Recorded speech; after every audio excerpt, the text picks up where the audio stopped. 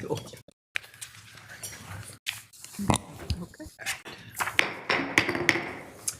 Good morning. I call to order the annual meeting of the University of Minnesota Board of Regents.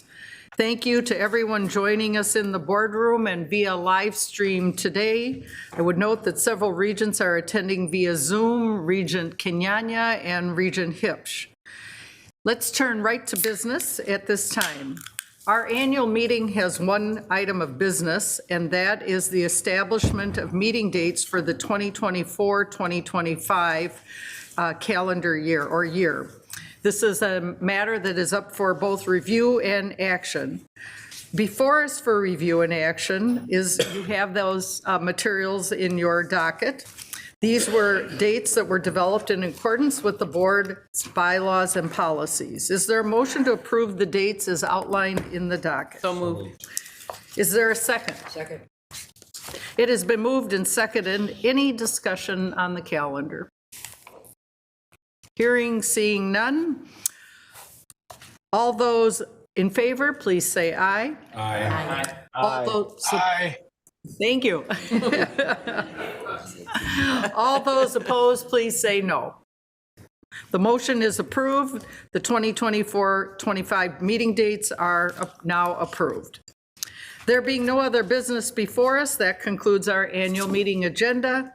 The annual meeting of the Board of Regents is now adjourned, but it doesn't mean we're done.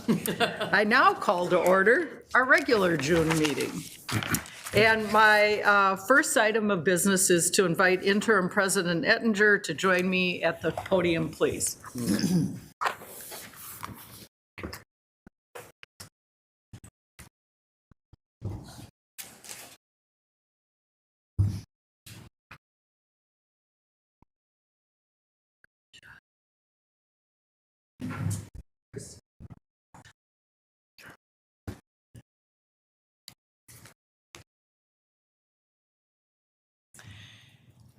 It is now my honor to present to Interim President Ettinger the Award of Outstanding Merit. Here is the certificate, but I'm going to read from my materials what it says. The certificate reads as follows. The Regents of the University of Minnesota recognize with sincere appreciation the exemplary dedication and tremendous contributions of Jeffrey Ettinger as the university's interim president in the 2023-2024 academic year. Interim President Ettinger's steady leadership of the university and intentional relationship building with individuals across the state ensured that university students, faculty, and staff were well cared for during our time of transition. His leadership ensured progress towards completion of Impact 2025 system-wide strategic plan, vital oversight of public safety initiatives across the system, and Phase 1 implementation of the Peak Initiative.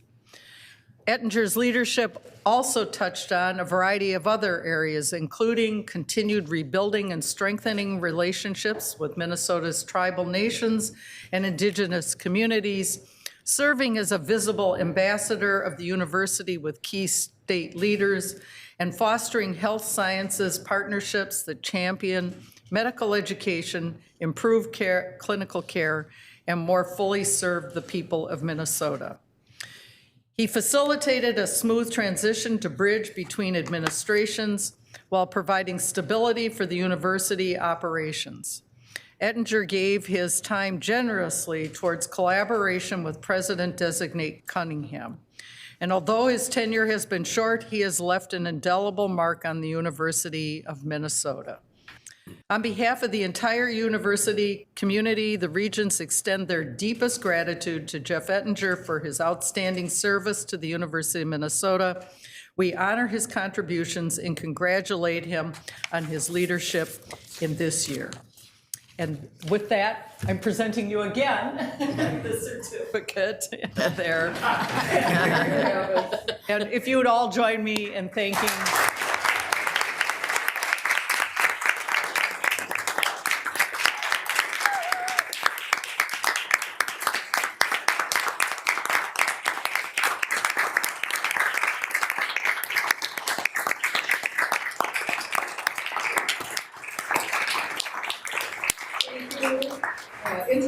President Ettinger, on behalf of the university, we wish you well in your future endeavors. And at this time, we would ask if you have some remarks that you would like to share with us.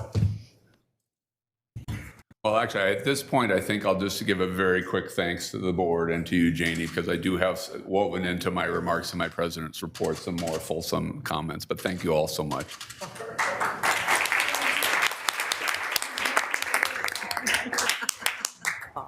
A pleasure. Thank you.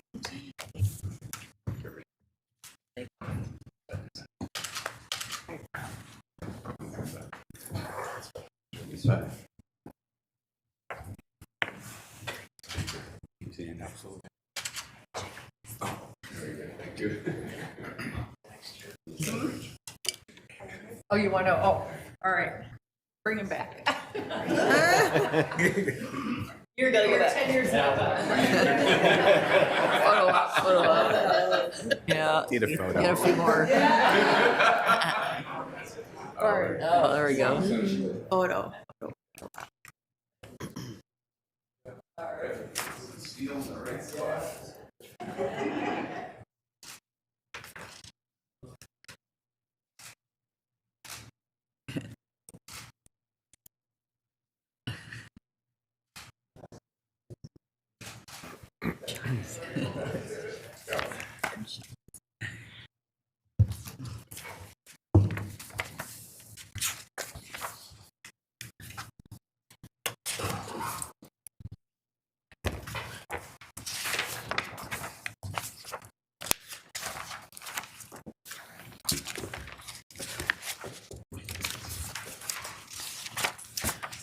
All right, the next item on our agenda is approval of the minutes. Is there a motion to approve the minutes? So moved. Is there a second? Second. It's been moved and seconded. Any discussion? All those in favor of approving the minutes, please say aye. Aye. Aye. Aye. All those opposed, please say no. The motion is approved. Next, we will hear from Interim President Ettinger for his final report. Interim President Ettinger. Thank you so much, Chair Mayron. Since this is my last interim president's report, I do have quite a bit to cover. When I took on this role a year ago, I wasn't exactly certain what it would entail, but I was inspired by the confidence you displayed in choosing me, and I was determined to help the University of Minnesota forward rather than just minding the fort for a year. Toward that goal, the priorities we collectively established at the board's retreat last July have really served as a template for our efforts this past year. In that spirit, I'd like to provide you with an update on those priority areas. I believe we have made significant progress on all 4 priorities, but all remain with lots of opportunities for Dr. Cunningham and the team in the months and years ahead. First, on our marketing efforts for the year, which some of you were updated on in committee this morning, we launched the Dear Minnesota campaign in the fall to reverse the trend of declining perceptions about the university's research mission and to improve our favorability among Minnesotans. Our market research has measured the campaign's effectiveness among the general public and opinion leaders, and results have shown significant double-digit improvements. We've seen broad use of the campaign by campuses, colleges, and units across the university. This fall, it's my understanding the team will launch a new version of the Dear Minnesota campaign, and there is an approved budget plan for long-term reputation marketing in the years ahead, thanks to a much appreciated collaboration with the University of Minnesota Foundation. Also, as part of public outreach, I've tried to take advantage of every opportunity to meet with media outlets and various state stakeholders and constituents, starting in the fall with Farm Fest and the State Fair, Minnesota Chamber, Minnesota Business Partnership, and we've definitely had a lot of press outreach, the most regular of which are the Star Tribune and the Minnesota Daily, both of whom have been here at these meetings again today. And indeed, Dr. Cunningham and I will be on Monday at the Star Tribune editorial board office to continue this effort. On the legislative front, we stepped up our efforts to develop strong relationships at the Minnesota State Capitol and in Washington, D.C. Early on in my tenure, we hired Melissa Lopez-Franzen as our Executive Director of Government and Community Relations, and she has built a strong and knowledgeable team. We wish we had more tangible results to celebrate from this year's Minnesota legislative session, but unfortunately, that's not the case. Neither of our supplemental budget requests, $45 million for core mission support and $80 million for academic health, were ultimately approved in this session. And ultimately, no action was taken on a bonding bill, so the University of Minnesota did not receive anything toward our capital budget request of $500 million. The lack of a bonding bill means we won't be able to complete any of the high priority capital improvement projects, nor will we be able to address our growing backlog of deferred maintenance on buildings system-wide. The lack of a bonding bill also means that the legislation necessary for the smooth transfer of ownership of the Cloquet Forestry Center to the Fond du Lac Band did not pass. The university did receive from the legislature more than $27 million in state funding for specific programs and research, including teacher preparation on the Duluth and Crookston campuses, funding for the Center of Nursing Excellence and Equity, and research to help protect Minnesota's natural resources. There was legislation passed that included changes to the Public Employee Labor Relations Act, or PELRA. The changes allow for all employees of the University of Minnesota the ability to organize into units based on certain factors. I want to thank Executive Director Lopez Franzen and her entire team for all of their time and effort at the Capitol this spring. And I speak for her in thanking the faculty, staff, and students who testified in committee and who spent time advocating for the university at the Capitol. I'm hoping in years ahead that legislators will partner with us to ensure an adequate level of funding for the University of Minnesota, one that invests in the future workforce and leaders of the state, and at the same time eases the burden of tuition increases for our students. One critical way to do this, and one that I mentioned to several legislators during my final visits to the state capitol this year, is to what I call fund both years. In the 2023 session, the Minnesota state system received funding increases for both years of the biennium, as did the K-12 system. But the University of Minnesota system only received an increase for the first year and nothing for year two.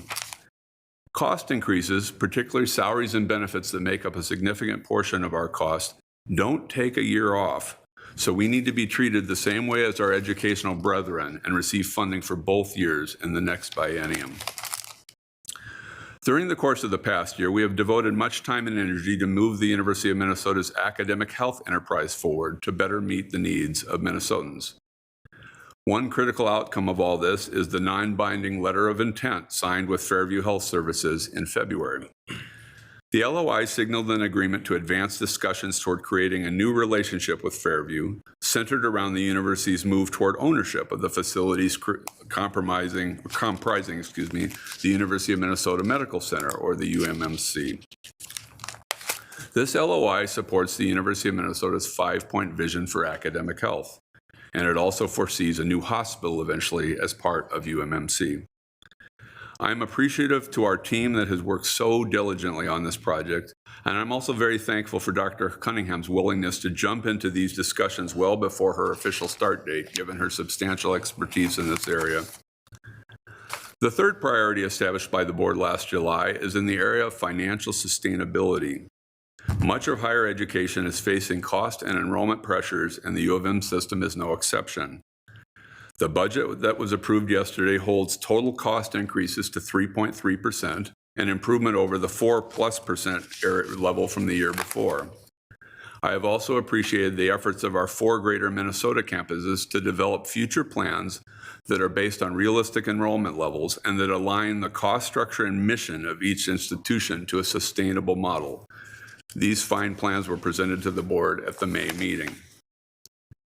Finally, in terms of my priorities, is ensuring public safety on and near our campuses has been a top concern all year long. System-wide, our various teams have been dedicated to this issue. We utilize the one-time financial support provided by the legislature in the 2023 session for enhancements on each of our campuses.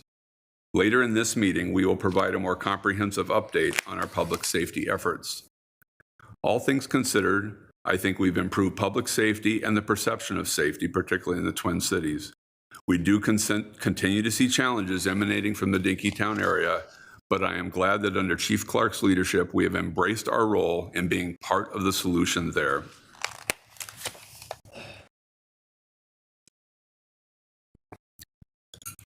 I'll now move on to a few other issues. I'd like to provide a brief update about the director position at the University Center for Holocaust and Genocide Studies. This multidisciplinary center is located within the College of Liberal Arts on the Twin Cities campus. It was established in 1997 and has long benefited from significant connections to the broader Twin Cities community. It has been led by a non-tenured interim director since 2021. Some months ago, and at the direction of the interim dean of the College of Liberal Arts, a search committee was formed to seek a new center director. The committee was made up of faculty and staff, including members of the center's advisory board who have academic expertise in this area. But unlike in the previous search for this position, there were no community members named to serve on the committee. Their international search included academic talks and meetings with the board of the center for each of the 5 candidates. And upon completion, the committee provided feedback on the candidates to the interim dean of the college, who is the hiring authority for the center director position. Combined with other feedback from within the college, the interim dean had extended an employment offer. Subsequent to that offer being extended on June 5th, a number of university colleagues, as well as members of the community, have come forward to express their interest in providing perspective on the position of Director of the Center of Holocaust and Genocide Studies. We have heard these constituents' strong interest in providing their perspectives on who is hired for this position. Because of the community-facing and leadership role the director holds, I determined it was important that these voices be heard. The center's leader needs to be able to bring people together around this critically important and sensitive work. My focus as interim president of the university is on the mission and direction of the center in these challenging times. That is why early this week, I took the unusual step to pause the search. I wanted to allow time to determine the next steps, which I will now outline here. First of all, the center's interim director, Joe Eggers, has agreed to stay in his role until a new director can be found. I want to thank interim director Eggers for his leadership and his willingness to continue his service so that the center may remain focused on its important work. Second, no employment offers for the center's new director are currently outstanding. Instead, the university will initiate a new international search for the next director. Given so many other leadership transitions at the university, I do not anticipate this search process to be initiated until the 25-26 academic year. Finally, the university will ensure that this new search includes a robust community engagement plan that considers multiple points of view, internal and external to the university, including the participation of community members on the search committee. It is clear that there are many Minnesota communities and stakeholders who care deeply about the work of the Center of Holocaust and Genocide Studies and want to see it succeed, and we look forward to engaging them in the search for the next director. I want to conclude this topic by underscoring that my focus as interim president is on the directorship of the center. That is, how to select a leader who will have broad community support to ensure the center will effectively advance its mission. Decisions over offers to join the faculty to teach and conduct research in this field, as with all faculty positions in any field, are rightly made by the faculty themselves. Those faculty discussions are ongoing, and I fully honor the faculty's judgment as to the scholarly qualifications appropriate for that role. Moving on to another topic, one that we talked about quite a bit last meeting related to the Divest Coalition and activities therein. Since the board meeting last May, we have continued to meet with student groups, both the UMN Divest Coalition and groups representing Jewish students, to further discuss their concerns and work toward solutions amenable to everyone. Earlier this week, we had a second round of follow-up meetings with both groups, and we continue to make significant progress on the commitments we shared with the Twin Cities campus last month. I have a brief update on the President's Initiative for Student Mental Health, or PRISM. PRISM has been a 3-year system-wide effort to bring together services, programs, and academic practices that showcase the university as a leader, not only in Minnesota, but in the nation, in understanding the ecosystem of student mental health. PRISM has used a public health approach grounded in data, practice, and research. It was begun at a time when mental health conditions among college students were at alarming levels and rising. I want to particularly applaud and recognize President Emeritus Joan Gable for her foresight and leadership in this important area. Supporting student well-being is core to the university's mission, and the Prison Task Force recommended new programs, shepherded new investments in mental health resources, and enhanced existing initiatives that center supportive mental health practices in our learning environments.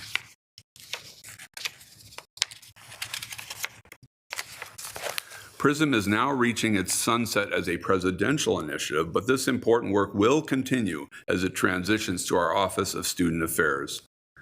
I'd like to thank PRISM's co-chairs Maggie Towell, Senior Associate Vice President for Student Affairs, and Professor Rob Dunbar from the U of M Rochester, former co-chair Tabitha Greer-Reed, who is Associate Dean for Graduate Education and Faculty Development in CEHD, and the many students, faculty, staff, and alumni who have contributed thus far to this critically important initiative.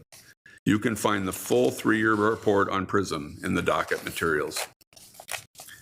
Turning now to a couple of updates on key leadership positions. We are excited to announce that recruitment has officially begun for our next Executive Vice President for Finance and Operations. After a series of listening sessions involving our campus communities, we have finalized the position profile and are actively recruiting. Thank you to search co-chairs, Executive Vice President and Provost Rachel Croson and Vice President for Human Resources Ken Hortzman for getting this search off to a great start. Also last month, we announced the launch of a national search for Vice President of Communications. This person will oversee system-wide strategic communications, public and media relations, marketing and brand management, and social media. Melissa Lopez Franzen, Executive Director of Government and Community Relations, and Lisa Lewis, President and CEO of the University of Minnesota Alumni Association, have agreed to co-chair this search committee. The full search committee will be announced soon, and we've also partnered with Isaacson Miller to assist us in recruiting a broad and diverse candidate pool. The search will progress over the summer months, and the goal is to bring a recommendation to the board for approval at your October meeting.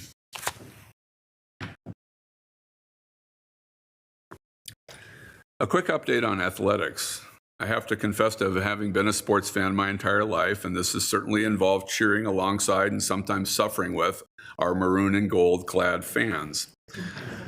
As a member of the Big Ten chancellors and presidents this past year, I've become more attuned to the dynamic and rapidly changing world of Division I intercollegiate athletics. Whether it's conference realignment or the complex realm of name, image, and likeness payments, the changes have been seismic. 3 weeks ago, the Big Ten, other Power 5 conferences, and the NCAA agreed to settlement terms in principle of the major antitrust lawsuits hanging over college sports. This paves the way for schools to share millions of dollars potentially with student athletes in the future and creates a fund to pay former athletes who are unable to sign NIL deals. I am deeply thankful that we have an experienced, well-regarded athletic director in Mark Coyle to help us navigate these complex changes, and Director Coyle will be presenting his annual report to the board in July. Speaking of athletics, it's been a memorable season for some of our spring teams as well as a number of individual athletes and coaches.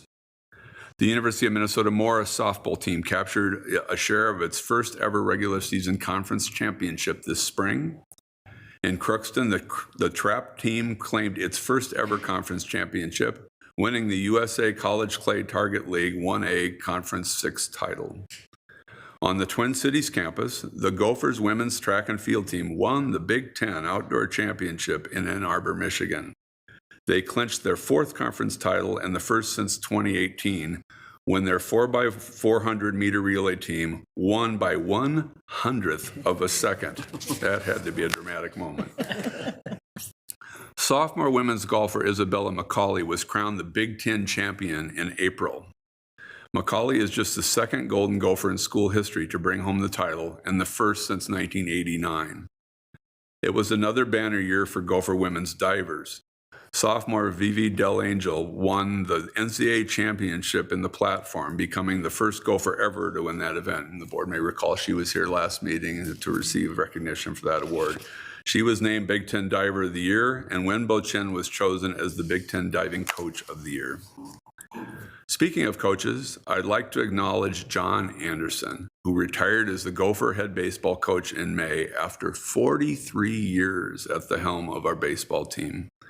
He led Minnesota to 21 Big Ten Conference regular season and tournament titles and 19 NCAA tournament appearances.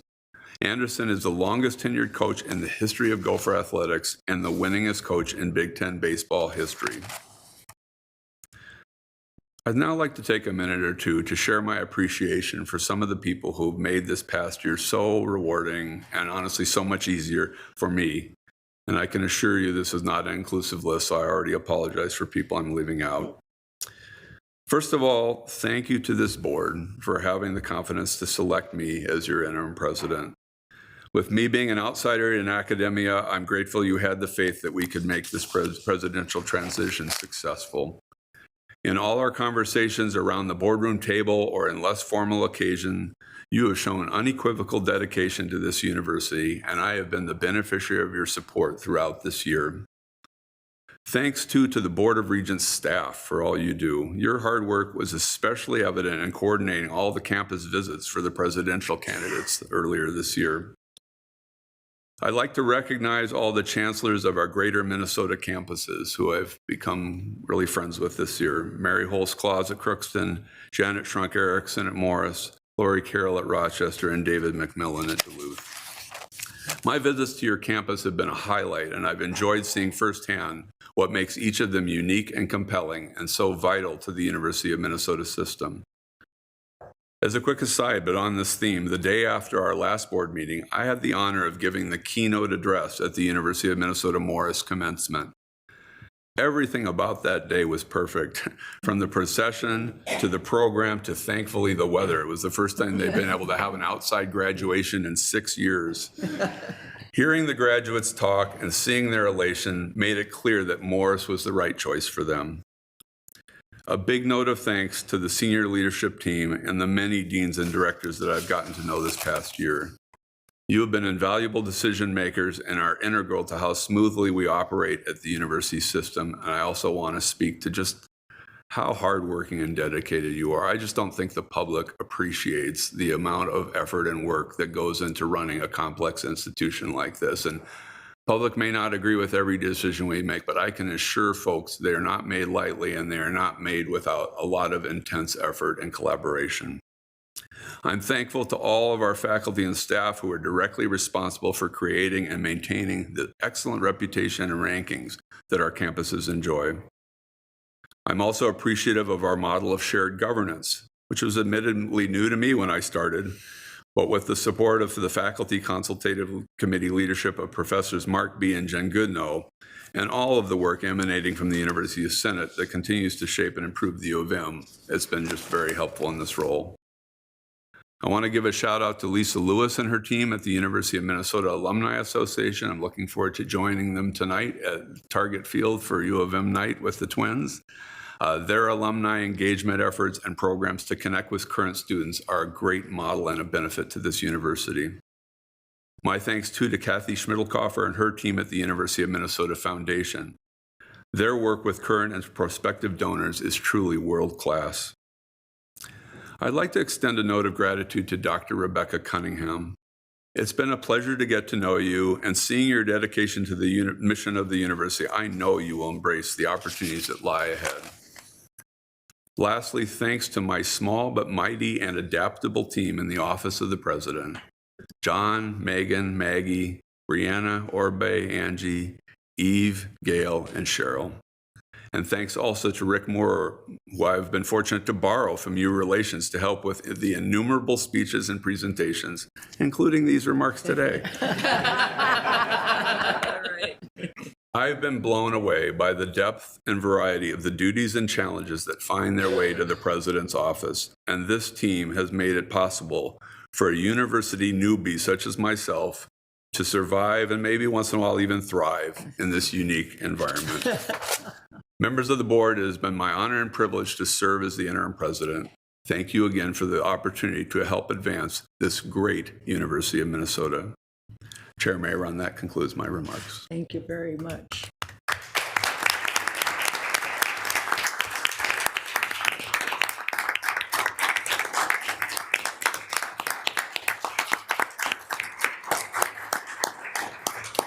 Wow, you've had quite the year.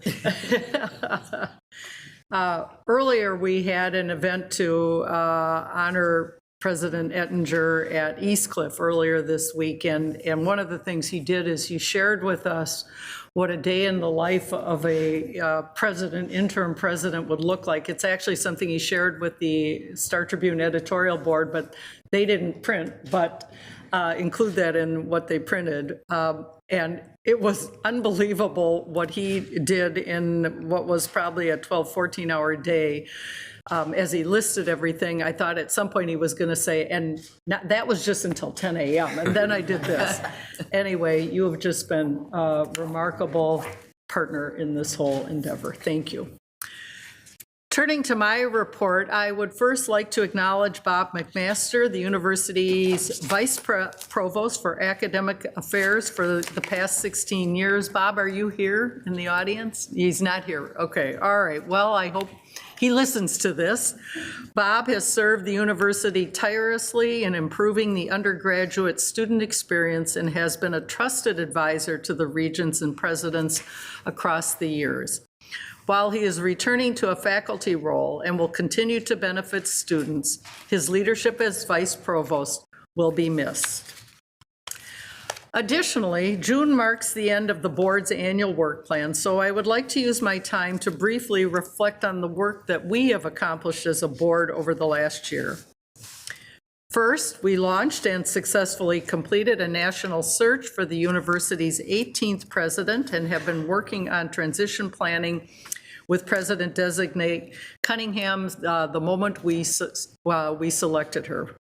We've continued to advance our health sciences strategies, both through the letter of intent with Fairview and through strategic planning efforts underway across our 6 health sciences colleges.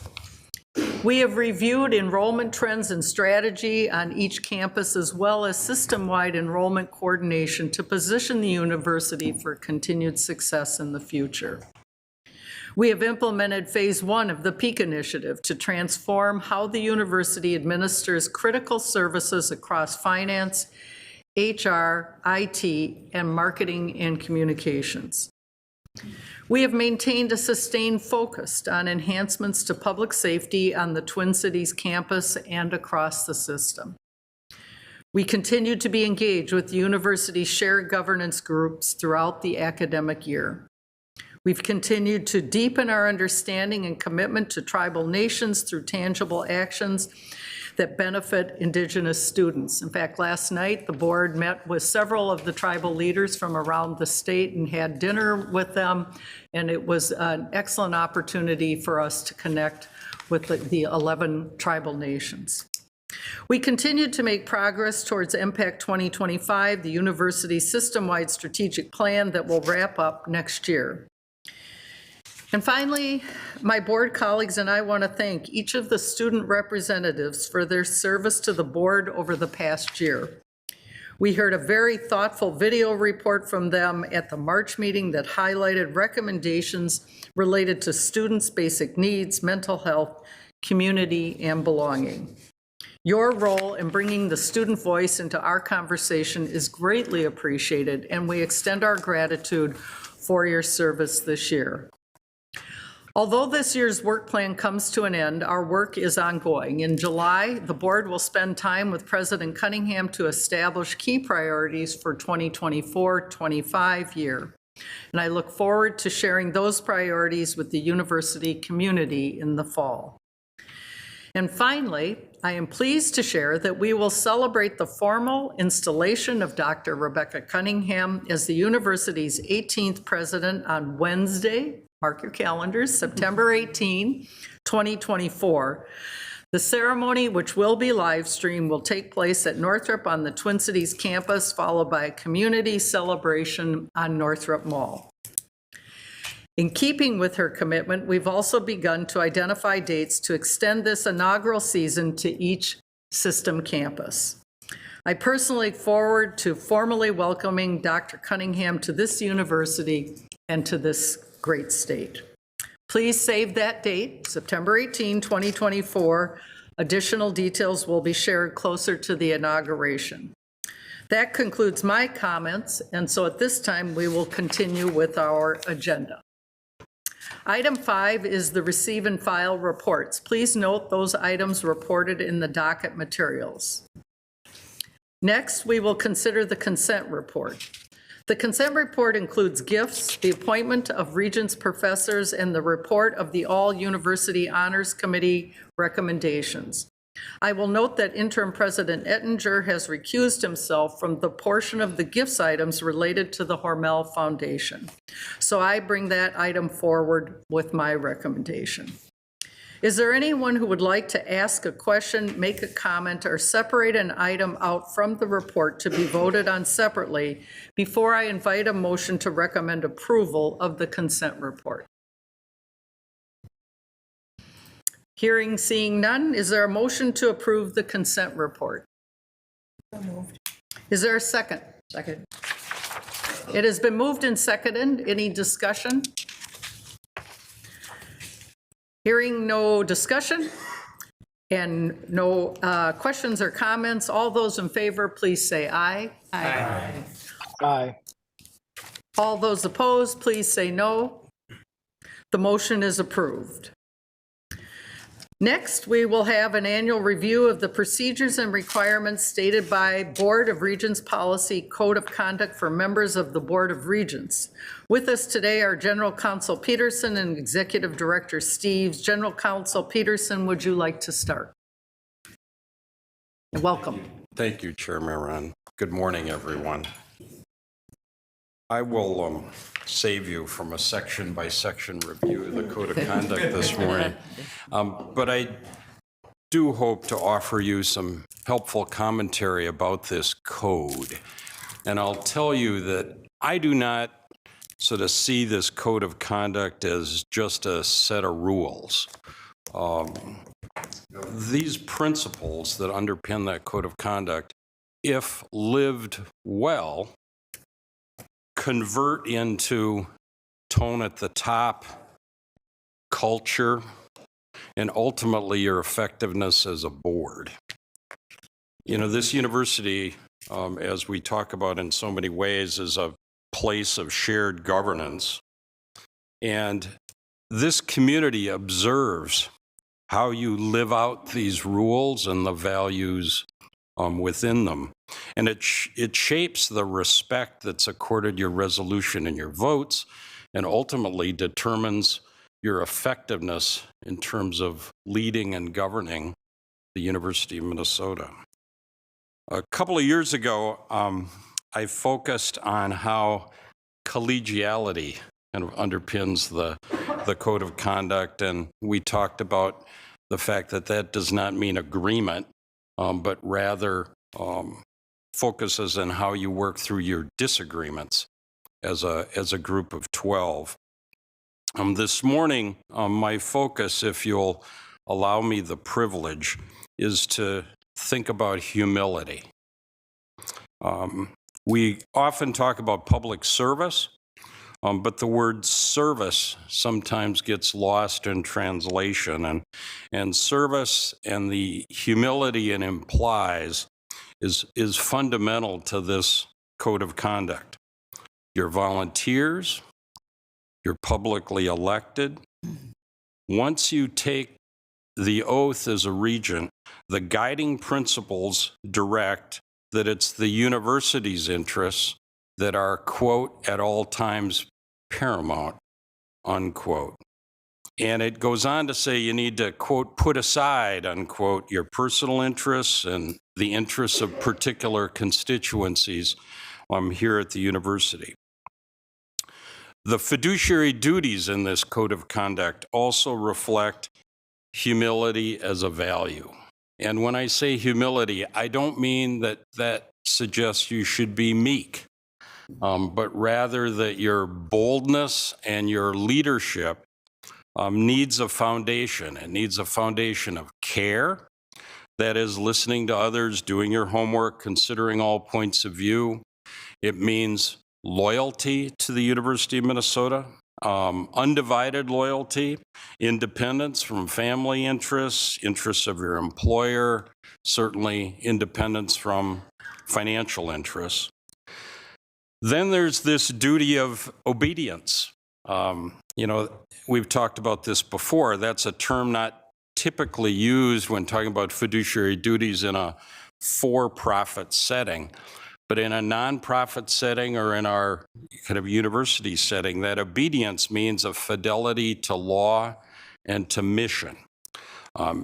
You're not shareholders of this institution. You don't have a personal financial stake in the University of Minnesota. And so just like directors of a nonprofit corporation, what that actually means is that there's a correspondingly greater obligation to serve mission as the guide for your action. Shareholder value isn't at the heart of what it means to govern the University of Minnesota.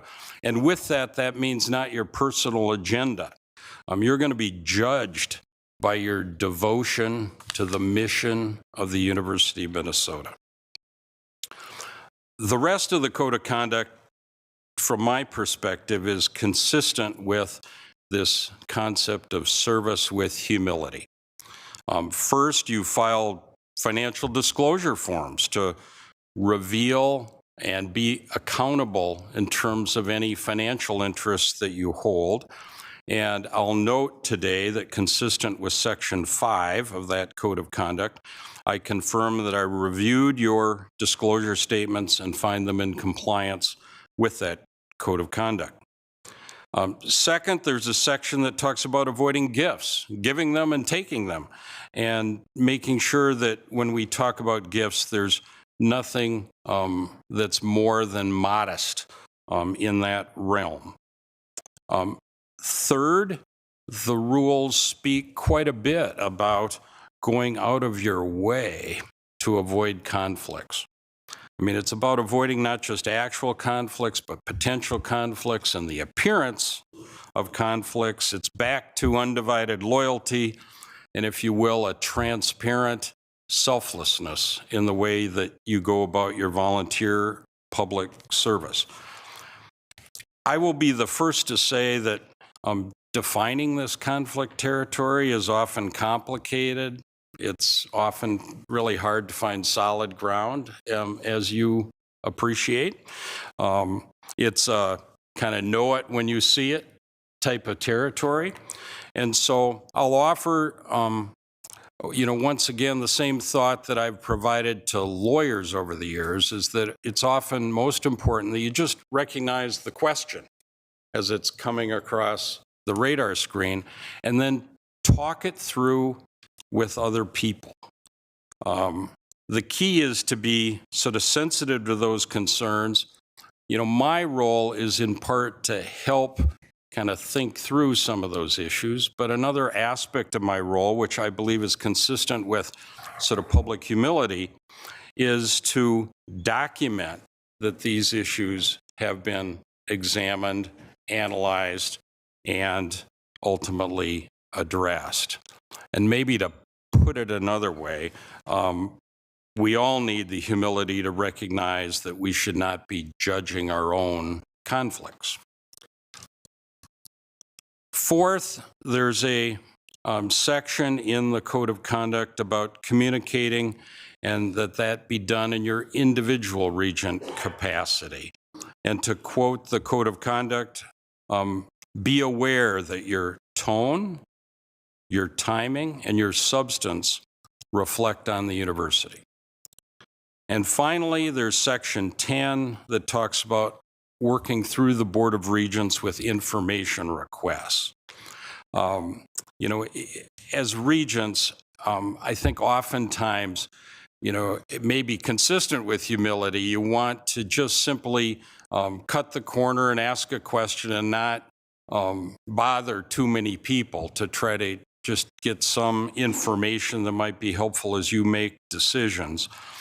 But I offer to you that the reason why this section is in the Code of Conduct is that given your position in the university, that can very easily come across as an intimidating inquiry to an employee. You know, the employees here are, very thoughtful and will fully appreciate all the dimensions of the question that you may be asking them. But at the same time, they're going to be wrestling with, is that an appropriate inquiry? Am I in some ways insubordinate if I don't report to my supervisor about the inquiry, or should I report to my supervisor? And then will a regent feel as if that's insubordinate in some way, given that it's a regent inquiry of administration? And so, as Brian can attest, the board office is really helpful to make sure to get you the information you need to do your work, but do it in a way that's assuring to people at the university that things are being handled in a respectful and appropriate way. So with that, I thank you for your time. Any Executive Director Steves, do you have additional comments you wish to make? Madam Chair, I'll just, it is impossible to improve upon General Counsel Peterson's advice to you, but I will just add, you may not know this, but we receive literally hundreds and hundreds of pieces of correspondence misdirected in the board office every year. Many, many, many hundreds and thousands of things, misdirected checks, misdirected all sorts of things. And the reason why is because they are addressed to Regents of the University of Minnesota. And after that, nobody, they just figure it goes there, it goes to the Regents. And why are so many things addressed to the Regents of the University of Minnesota? The reason is because that is the corporate name of this entity. It isn't University of Minnesota. It is Regents of the University of Minnesota. And why is that so powerful? It's because the university doesn't sit as a separate entity from the 12 of you. You are the University of Minnesota. And so when you join this board, as General Counsel Peterson is talking about the fiduciary duties that you have and the humility that you need to bring to the role, I think it's always just important to keep in mind that this corporate entity, this thing that you are holding in trust for the people of Minnesota, that you have the full authority to lead and navigate and manage, is held in trust for these individuals. You are the entity. It's not separate from you as a body. And it goes back to this Supreme Court decision that we often quote from, but it was so well written, where it talked about the reason why this is set up this way is to place the state's greatest educational institution beyond the dangers of vacillating policy and partisan ambition. And I think that is ultimately what you are the guardians of. And so with that, Madam Chair, thank you. Thank you. I'll now open this up for discussion, questions, comments by any of my colleagues.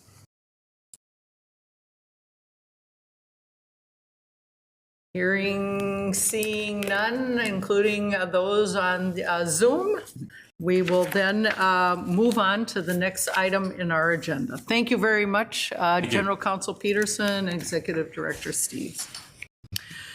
Next, we have for action a resolution related to the renaming of Nicholson Hall on the Twin Cities campus. Before turning to Interim President Ettinger, I'd like to note that aside from the two communications from Professor Maitland and a communication from Professor Prell, the board has received one additional comment on the proposed renaming since the May meeting.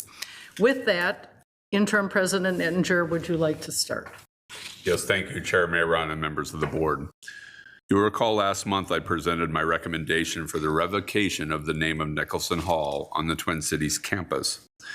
In that meeting, I provided a comprehensive history of the university's and this board's past deliberations on the naming of Nicholson Hall, along with the basis for my recommendation to revoke the honorary naming. I'll remind you that my recommendation comes to you in accordance with the Board of Regents policy, namings and renamings, specifically Section 7, Subdivision 2. This specifies that a well-considered written request for a naming or revocation of a name may be submitted to the President's office, and if determined that the process shall proceed, then the All-University Honors Committee is tasked with assessing the revocation request and responding with a report detailing the committee's findings. This is the process used for the current consideration of the naming revocation of Nicholson Hall. In October 2023, the Office of the President received a formal request from the current and former directors of the Center for Jewish Studies to revoke the name. After a review by my office, the request was forwarded to the Honors Committee in accordance with board policy. The Honors Committee appointed a working group, the Naming and Renamings Work Group, to review the submitted dossier and provide feedback on the request. After receiving and considering the report of the work group, the Honors Committee voted to affirm the submitted request and forwarded their report to me. As I noted in May, I greatly appreciate the work of both the work group and the Honors Committee. I continue to strongly support this request and formally recommend to you today the revocation of the name of Nicholson Hall.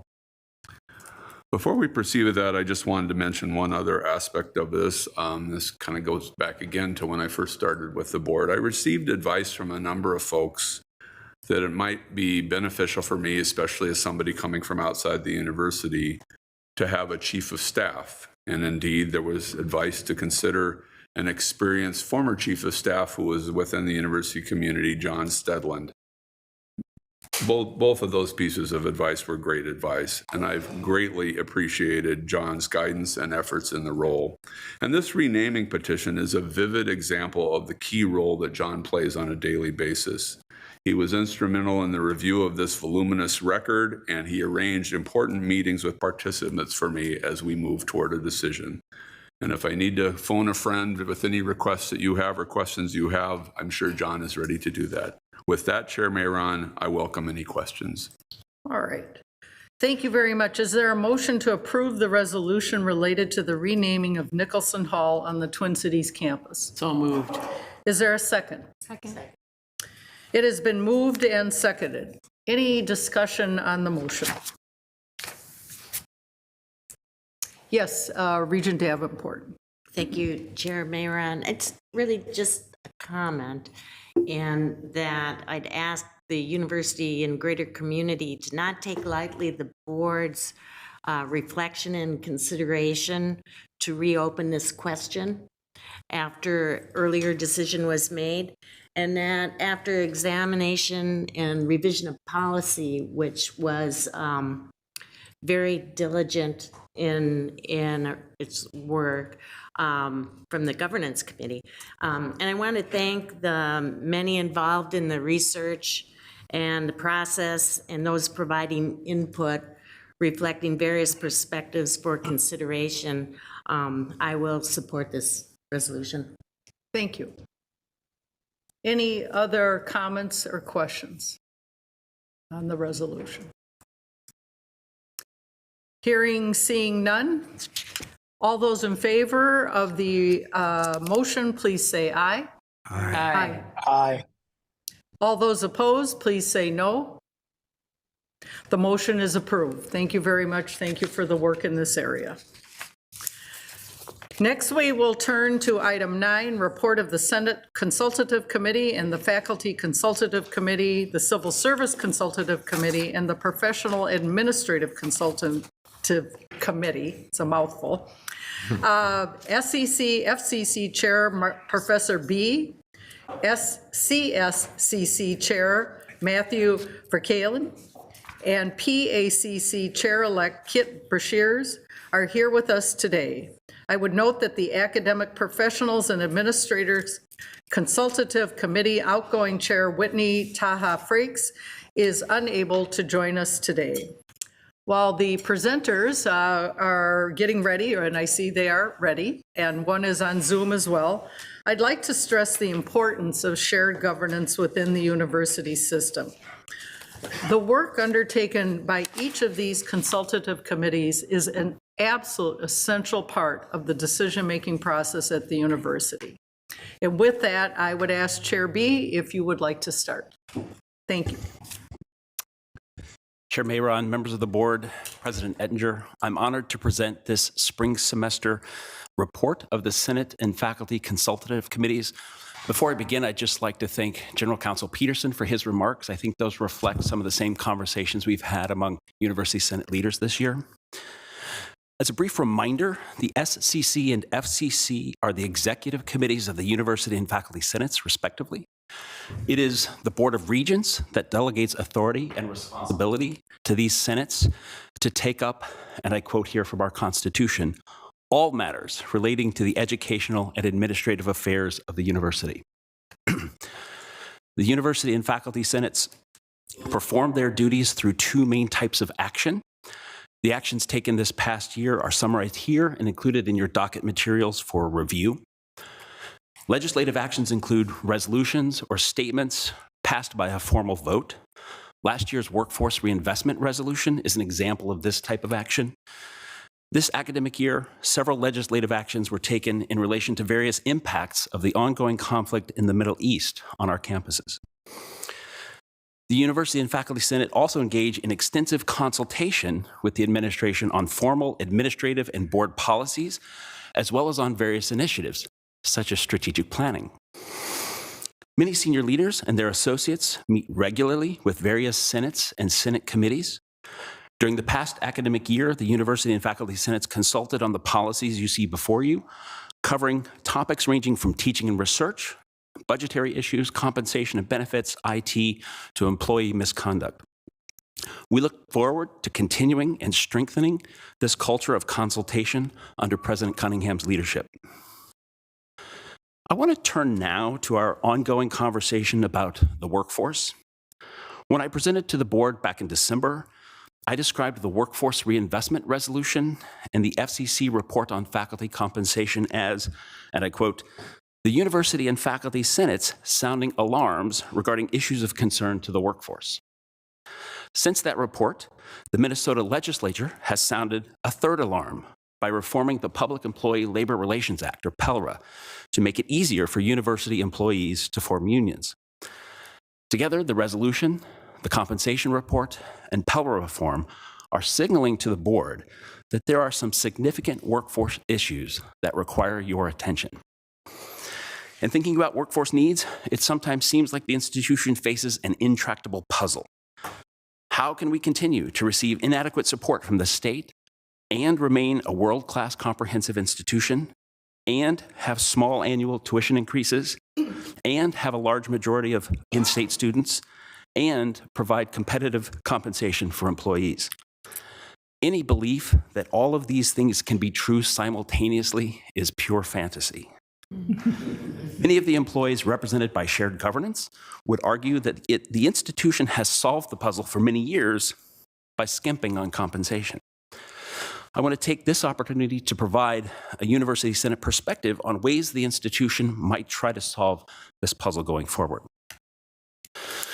First, we should absolutely continue to work towards increases in state funding and philanthropy. But if we're really being honest with ourselves and with each other, we probably shouldn't bank on wished-for increases in donations and state appropriations to solve the immediate and longer-term needs of the workforce, not to mention the needs related to infrastructure. Second, we could significantly raise tuition. I've shown this graph to you before. The maroon line shows the state of Minnesota's inflation-adjusted per capita spending on higher education going back to 1980. The gold line shows inflation-adjusted tuition over the same time frame. In the wake of the 2008 financial crisis, the state significantly reduced its investment in higher education. At the same time, the university significantly reduced the size of annual increases in tuition. So for the past 15 years or so, we've been living in a world of reduced state funding and tuition increases that have been kept at or below the rate of inflation. I would submit that this state of affairs is a significant and direct cause of the current workforce concerns. If the state isn't going to adequately support this institution, then the board and our next president may have to consider some significant tuition hikes if we're going to address workforce needs in a meaningful ways. And again, not to mention infrastructure needs. Third, the institution could admit more out-of-state students. As you know, our non-resident tuition is significantly higher than tuition for residents.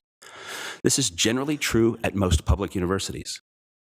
Over the past 20 years or so, many public universities have reduced their numbers of in-state students in favor of admitting more out-of-state students. This has arguably been done to address budget problems associated with reduced state support. What I hope to impress upon you with the next few slides is that the University of Minnesota is an outlier when it comes to this widespread national trend. Here I'm showing the proportion of out-of-state freshmen enrolled at the flagship university in each of the 50 states back in 2002. Longer bars mean higher out-of-state enrollments. We're shown in the maroon bar. Other flagships in the Big Ten are shown in blue. And I've also highlighted our fellow regional flagships, North and South Dakota, Iowa, and Wisconsin. What I want you to take from this graph is that in 2002, we sort of clustered together with other regional flagships and several Big Ten peers in the top half of this distribution. Our out-of-state freshman enrollment in 2002 was 33.9%. At the time, this was 10% above the median of all flagships.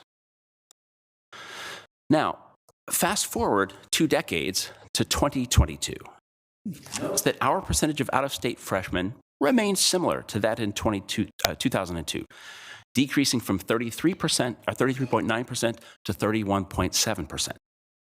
But in 2002, we were 11% below the median and ranked 34th overall, down from 15th in 2002.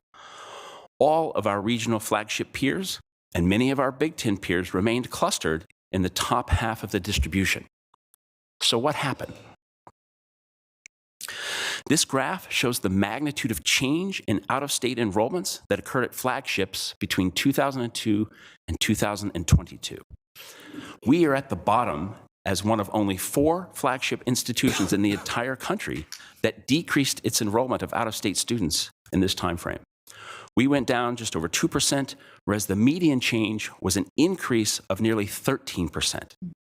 Compared to us, other regional flagships, as well as peers within the Big Ten, have pursued a much different strategy of increasing out-of-state enrollments.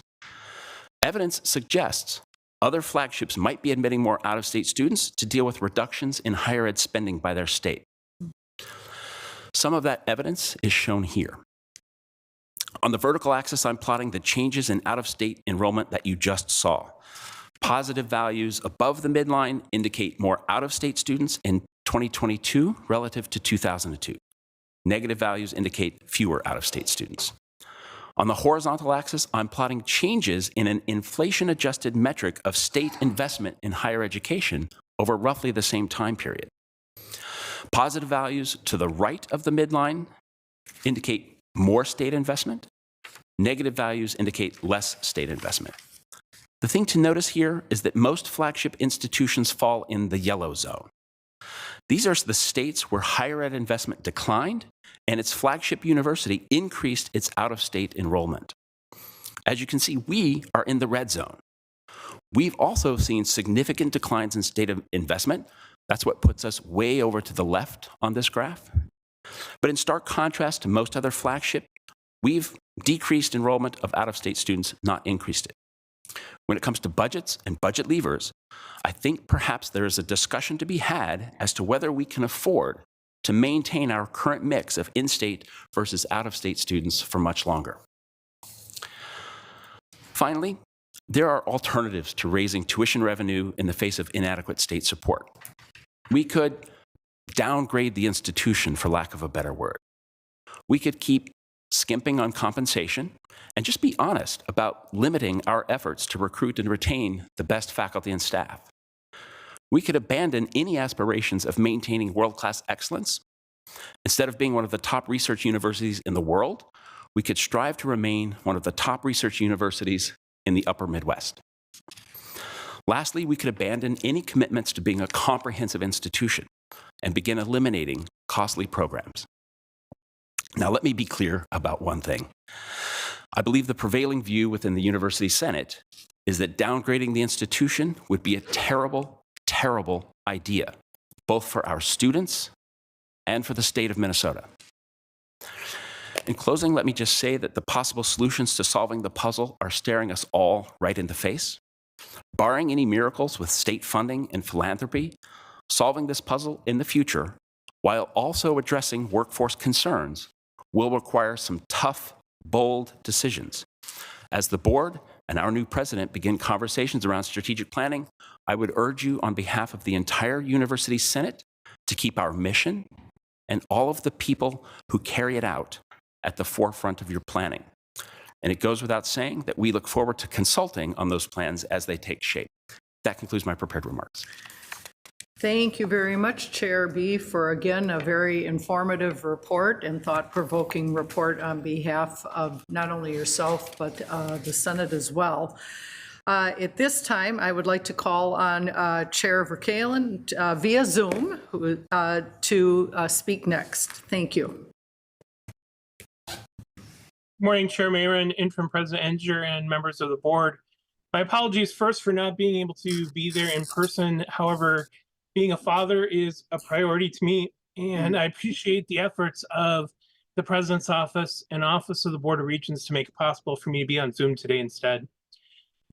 As our academic year is winding down, I'm honored to have been able to chair our Civil Service Consultative Committee and represent our over 5,400 civil service employees spanning every campus and every corner of the University of Minnesota. Over the past year, we tackled challenges of rebuilding our leadership areas and Senate subcommittees while also expanding into committees and task forces that serve the university as a whole, thereby not only representing our Senate, but our fellow civil service colleagues as well in these important areas. Some examples of this involvement include being involved with the Benefits Advisory Committee, Regents Scholarship Work Group, Workforce Reinvestment Task Force, Presidential Search Advisory Committee, Senate Committee on Committees, Senate Committee on Finance Planning, All University Honors Committee, Campus Safety Committee, Disabilities Issues Committee, Equity, Access, Diversity Committee, Intercollegiate Athletics Committee, Senate Committee on Information Technology, Senate Library Committee, Social Concerns Committee, as well as local involvement with chancellor and dean searches. I spell all that out because often the civil service constituents, it is a pocket of the university where we have a smaller constituent base, but the impact really spans all corners of our great institution. Needless to say, our civil service employees continue to be committed to the University of Minnesota in many ways. Some key projects we've been involved in as a Senate and as a consultative committee this year have included an exciting expansion of our representation to our Morris and Crookston campuses by way of participation in both Civil Service Senate and CSCC. Continued work on the Workforce Reinvestment Initiative, as well as amendments to our current employment rules to further support our civil service employees, including support for crew time allocated for civil service employees that wish to serve in shared governance position. This is, of course, pending Board of Regents approval, but this is work we've done a lot of effort to put this into place to support those employees that want to be part of our shared governance. Involvement and advocacy on behalf of our constituents related to the Pell Road legislation and potential changes related to the University of Minnesota. We also are pleased to continue to be able to collaborate with our shared governance colleagues in multiple ways throughout the year. This collaboration has resulted in ways where issues can be addressed on a larger scale than just through an undertaking of one particular group, thus adding to the depth and discovery process as well as possible resolution steps. It is absolutely an honor to work alongside the FCC, PNA Senate, and student senates for this work. And probably most importantly, being a resource for employees related to the university to ensure that they are being treated fairly according to the employment rules currently in place.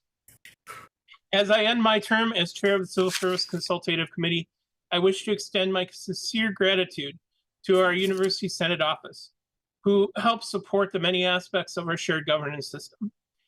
Without their hard work, our work would not be possible. They do much of the heavy lifting for us, but also provide much needed and appreciated counsel on issues that we face between our various governance groups. As expected, our work for the year is not done, and in some cases, not even close to being done. The work continues, and I'm pleased to say that the CSCC, the Civil Service Senate, and our civil service employees are in excellent hands through the leadership of Stacey Mayer and Cole Hanson, who will be assuming the roles of chair and chair-elect on July 1st. Again, it's been my sincerest honor to serve in this capacity this year, and I look forward to seeing where our work leads us in the future. This ends my report. Thank you. Thank you very much, Chair Verkalen. At this time, I would like to call on Chair-elect Brashears of the Professionals and Administrators Consultative Committee. Thank you, Chair Mayron and members of the board and President Ettinger. I'm here on behalf of Whitney Taha Frakes, who is unable to be here today. Whitney has prepared some remarks for me to read, so you'll have the pleasure of hearing me present this year and as chair next year. So you'll become familiar with me. The Professional Administrative Senate's work is a result of strategically collecting input from Senate members and from employees from all campuses and extension, and from building relationships with stakeholders around the university. As a starting point, the P&A Senate members collectively set priorities for advocacy this year during our fall 2023 orientation session.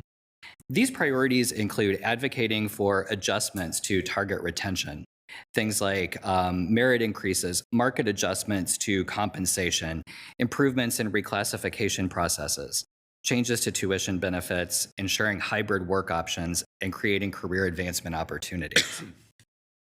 They also include amplifying P&A concerns during the presidential search process at the legislature, with the Office of the President and with the Board of Regents. Advocating for transparency into the current peak phases, ensuring a system approach by reducing Twin Cities-centric language and decision-making, and also providing meaningful feedback about the workforce reinvestment resolution when it was released. Regarding our progress, we consider the following a list of notable milestones for our employee group as we strengthen our relationships with university stakeholders. Whitney and I attended a working lunch with Board of Regents members. It's good to see so many of you, and especially those who we had the pleasure to sit with. Hello, Regent Farnsworth. Whitney invited the Presidential Search Advisory Committee members to attend the December 2023 P&A Senate meeting to collect input directly from P&A Senate members about the qualities and qualifications for the next president. It was during this meeting that a request from Professor Chris Uggan, Vice Chair of the Search Committee, inspired the creation of the P&A We Are Mission Infrastructure document. The P&A Senate presentation to the Board of Regents at its December 2023 meeting, in which Chair Taha Frakes focused on advocating for a commitment to retention strategies specified in the Workforce Reinvestment Resolution. Additionally, representatives from the PEAK Initiative and P&A Senate members engaged in conversation during the February 2nd, 2024 P&A Senate meeting that led to collaboratively identifying changes to the PEAK office communications. While we continue to have serious concerns about PEAK, this progress is very positive. The P&A Consultative Committee engaged in conversations with Regent Robin Gulley and Interim President Ettinger on separate occasions to discuss the Workforce Reinvestment Resolution, advocating at the state legislature, and highlighting the need to incorporate a systems approach for managing the university. Finally, the Public Relations, gosh darn it, I knew I was going to say this wrong. The Public Employee Labor Relations Act, PELRA, my goodness, reform bills in the Minnesota House and Senate did provide an outlet to accomplish one of our intentions, which was advocacy at the state legislative level. The testimony provided in April was crafted after receiving input from more than 100 P&A employees and a robust and honest discussion during the April P&A Senate meeting. Our advocacy continues to rely on partnerships that have been cultivated with the Office of Human Resources. Vice President Ken Horstman regularly meets with P&A leadership on a monthly basis, where he demonstrates an openness to our remarks, our questions, and our concerns. Ken's precedent has set the tone for building mutually beneficial relationships with other OHR staff. They have been responsive and collaborative, and we would especially like to thank Paula Merrill, Compensation Director, and Katie Kolach, Health and Wellbeing Consultant. The following is shared to illuminate the need for system thinking and highlight the receptiveness of OHR's Paula Merrill. Early this spring, a group of librarians from the Duluth and Morris campuses sent letters to OHR and the P&A Senate leadership about the library's job family study. The Duluth and Morris library staff had been anxiously awaiting the scheduled job family study, as they hoped the market salary research would provide grounds for reclassification and new salary floors to help with recruitment and retention. However, Twin Cities librarians were not ready to proceed with the job family study, which was resulting in a delay. The group letter served as a testament to the conflicting and equally important needs of all staff that were impacted. Upon receiving the feedback, Paula and her team adjusted the job family study plan to incorporate the positions that Duluth and Morris staff had requested. As P&A leaders, we are continually learning about the overt and covert differences between all system campuses.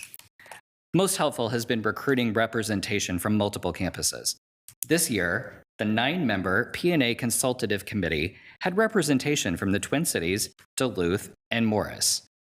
Additionally, our leadership sought one-on-one meetings with Senate members from Crookston, Duluth, Morris, Rochester, and Extension last fall. Lastly, P&A leadership collects questions, concerns, and opinions directly from employees using an items for consideration form, which is shared with more than 7,000 P&A employees system-wide through monthly newsletters. The form originally started in 2019. During the first 4 years of its use, it received 39 submissions. This year, we have received more than 140 submissions that conveyed P&A insights about PELRA, benefits, compensation, library market refinement, employee engagement, earned sick and safe time, and of course, peak. The submissions influenced our newsletter content, our agendas in our subcommittees and with executive offices, the PELRA testimony, and emails to our constituents. The Senate wrapped its final meeting this year discussing the administration's Workforce Reinvestment Resolution response. We applaud the attention that the Board of Regents gave this topic during its May meeting. The P&A Senate would like to recommend that the resolution, the administrative response, and the resulting investments that impact current university employees be included in future strategic priorities. Employees shared a variety of reactions to the administration's response to the Workforce Reinvestment Resolution that we'll continue to unpack and use to partner with OHR. A major theme was an impression that staff are second fiddle to faculty rather than maintaining the original spirit of the resolution, which was a call to invest in all employees, co-authored by faculty, staff, and students. Solutions in the report specify faculty as the targeted audience, where the original resolution language did not. This type of language mishap overshadows what could have been a consequential moment. Many P&A employees also went to see multi-year contracts, serious consideration of reduced tuition for employee dependents, a workload burnout committee that addresses more than faculty and research staff, and more training for supervisors to keep up with solutions that hinge on supervisor implementation and discretion. That concludes my remarks. Thank you for your time and attention. Thank you, Chair-elect Brashear. At this time, I would like to ask Chair B and Chair Verkalen, you're going to have to appear via Zoom. Oh, I'm sorry. Before we do that, let me see if there's any discussion or questions or comments by my colleagues as to the reports by all 3 committees. Yes, Regent Verkalen. Thank you, Chair Mayron. Chair B. I just wanted to thank you for your very transparent and thoughtful ripping off of the Band-Aid of what needs to be considered when looking at those key pieces of our university community and compensation, benefits, tuition, state support, philanthropic support. The graphics that you presented today were very helpful in illustrating that and will definitely give me some very great tools to use in some of those conversations. So thank you very much. Thank you, Regent Verhalen. Regent Farnsworth. Thank you, Chair Mayron, and thank you to all of you for your presentations and service, extensive service in our shared governance system. Two quick things. One, I'm just thinking again, kind of about how the work moves forward and how all the various priorities and initiatives and things intersects with the board, right? I think a value of this presentation is for the whole university community and whoever else is interested in tuning in to hear about the work. That's, of course, an essential part of this, but then also I try to think about during these presentations from a work planning and other standpoint, okay, what is the actual board's intersections with the work moving forward? And so I don't know what shared governance involvement in Board of Regents work planning looks like as we get towards the summer, but that's something I'd be interested in. And then in terms of, we have these presentations and we have expanded these presentations in recent time to include all the shared governance groups, which I think is important, but even something just like a monthly digest via email of what is going on with all the various things I think would be really interesting. I mean, I go on the University Senate website and try to check in every once in a while, and it's extensive, as we all know, but even resolutions or things that are happening, it'd be interesting to think about that. So more just comments. Of course, folks are welcome to respond if they want to, but those are kind of things that are on my mind in terms of being more tuned to the work that's moving in between these formal touch points with the board. So thank you. Yes, Chair B. Maybe just a quick response first to Regent Verhalen. I can't wait to get home to tell my 8-year-old daughter that someone thanked me for ripping off a Band-Aid. To Regent Farnsworth, I think those are some great ideas. I happily leave them to my successor about the sort of the digest. I can barely digest my own emails as it is, but I think it's a great idea, and so thank you. All right. Regent Tad Johnson. Thank you, Madam Chair. Chair B, I'm not picking on you. I was really impressed by your presentation. I hadn't heard a lot of that stuff before. Have you studied at all the reciprocity agreements that we have with the surrounding states and one Canadian province? And if those were no longer around, what that might look like? Chair Mayron, yes. Regent Johnson, the short answer is no. I have not studied those, but I think it is absolutely worth doing. That is just something we have not had an opportunity to dig in yet at this time. But thank you. Would welcome sort of a look at that. Thank you. So your successor will look at that. Thank you. Thank you. Regent Davenport. Thank you, Chair Mayron. Thank you for the presentations, and as always, they're informative, and I appreciate the work behind it, the diligence. University of Minnesota is a quality institution. It's a quality system, Twin Cities, quality research, Big Ten. So part of me in this quandary about in-state, out-of-state pushes me to ask, looking at or reflecting upon, and maybe more philosophical,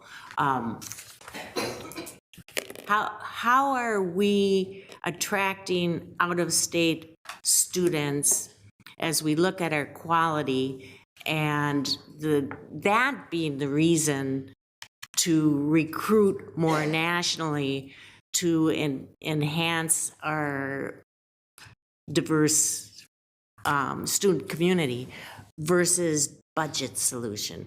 Because yes, I mean, you look at the numbers, that's glaring. So how do we balance that? Yes, Chair B. Regent Mayron, or Chair Mayron, Regent Davenport, those are great questions and suggestions, and I took exclusively a budgetary look at this angle and today. I think there's a complementary narrative, in that when we think of institutions in the state that function as sort of magnets for talent, that bring outside talent, outside brain power into the state of Minnesota, we've got to be near the top of that list. I don't know if that's something that convinces state legislators, for example, of why our mix of in-state versus out-of-state students may need to shift in the future, But it certainly is true. There's no question about that. And I think the Dean of the Graduate School, Scott Lanyon, has shown data to this board this year showing about how many, for example, doctoral students who come to Minnesota from somewhere else who stay here and work in our companies and contribute to our economy. And I think there's a really strong narrative around being sort of an institution that helps import, very good talent, strong brain power into the state of Minnesota. Any follow-up? Yes. It's and maybe it's more a question to our legislature as what do they want? And you can't have, who said yesterday, cake and eat it too, or something? Yeah, so it goes back to that discussion and the budget discussion in that if we want to maintain the higher number of in-state students, we got to pay for it somehow, and keep our quality. Thank you. Just a quick follow-up question before I call on Regent Turner. When the chart that you showed where we're at now at the bottom in terms of the number of outstate students that we are bringing into the university versus particularly our peers. Are our peers also land-grant institutions? In other words, I think one of the things we struggle with is that as a land-grant institution, this commitment first to our residents of our state to provide a meaningful education to them. And at least that's the way it's been translated. Now, I think you're offering a different way or more expansive way to think about what our mission is ultimately for the state, which is to make sure we have the best and the brightest and most talent here in Minnesota and being able to attract them. But do you have any sense of, are they similar to us with land-grant missions where apparently, and if they do, apparently they've, notwithstanding that, said we're still going to work to attract more outstate students for a variety of reasons, including perhaps one which is to address their budget? Chair Mayron, the data I showed were for what the Chronicle of Higher, these data come from the Chronicle of Higher Education, which of course got them from somewhere else. Those were data on the flagship institution in each state. And of course, many of those are land-grant institutions. All of the, there were several Big Ten institutions. Those were the blue lines, including in those data. And so I think the answer to your question is yes. There are many land-grant institution peers of ours that have made this shift in their mix of in-state and out-of-state students. Okay, thank you. Regent Turner. Thank you, Chair Mayron. Two things in regards to what Chair Mayron just said. So it's going to be a case of maybe going back and interpreting what does land-grant mean. And that's what I assume these other universities have done. And then I want to piggyback off of what Chair Regent Farnsworth said about in our Government and Policy Committee meeting, we used the word came up engagement, people being heard, and then the difference being engagement. So rather than just an email, I would love to have more. I would come at the drop of a hat to any one of these consultative committees to do engagement activities. And I think that would be even more meaningful. And I know for somebody who's pretty new to higher ed, like I am, it would be way more instructive and way more helpful for me to even understand this, like Executive Director Steves always says, this very expansive operation of the university system. So I know that I would appreciate those engagement opportunities. Thank you. Any response? All right, Regent Wheeler. Oh, you have a response. I'm sorry. Either response by either. I would just say that I think we would welcome more engagement as well. And so I'm near the end of my term, so that's also something I will leave to my successor. Don't you have like an emeritus status after or a past chair status? I don't think she's going to. Status, but no authority to do anything, yes. Fair enough. All right, Regent Wheeler? Yeah, a few comments and then a question. Thank you, Chair Mayron, and to first of all to the chairs. I mean, you really demonstrate here the power of shared governance and how much we benefit and rely on that. So, wanted to thank you very much, all of you and all the people that you represent. It's just really powerful. And just like Interim President Ettinger wasn't something I was as familiar with, and your care is just wonderful. Thank you. And based on the eloquence of General Counsel Peterson's talk about what our duties are of care, loyalty, and obedience, there is no way that we can ever downgrade this institution. So that is not an option for us. So then how do we, and yet you recognize the tensions that we have to battle too with your puzzle pieces. So that's greatly appreciated. So one of the questions that we get asked often, well, you can solve this puzzle by just cutting costs. And we said yesterday, you can't cut yourself to success. Well, people will advocate for, well, just cut all the administrator costs out of the university and that will solve the problem, and or just do other efforts. So just wanted to get that wasn't a piece of the puzzle, the cost structure, but wanted to get your opinion about that, because that's a refrain we often hear. I'll chime in. Hi. Thank you, Chair Mayron and Regent Wheeler. One of the concerns, or maybe not concerns, but a topic of conversation that often comes up, our job class is literally called professional and administrative. And so it can happen so frequently that, when we're talking about the general public, especially in the Strip, they see that there are 7,000 administrators or, whatever. And they think that we all have, wonderful corner offices with great views and things like this. And, maybe some do, but most of us don't, and there is often, I think, a perception of that administrative staff or folks in this P&A category are, administrators. And sure, we are, but we're researchers, we're faculty, I'm a communications director in the Bakken Center for Spirituality and Healing. We have many, many roles, and administration is often a very, strange title. So, when we start hearing like, there's too much administration, let's cut administration. Well, we're not talking about the folks with the corner offices. We're talking about the folks that, that are getting our hands dirty along with the faculty and the Matthews groups that's represented as well. Chair Mayron, if I could add to that, in the FCC faculty compensation report, we included an analysis of how we might benefit sort of the workforce by, to borrow a phrase, chopping from the top, by eliminating the salaries or reducing the salaries of senior leaders. Yes. And one can have a separate argument about what an appropriate level of pay is, but reducing it doesn't solve the problem for the workforce. And so if we keep being brought back to that by legislators, by the public, we can dismiss it as a red herring. It's not going to solve the problem. Okay?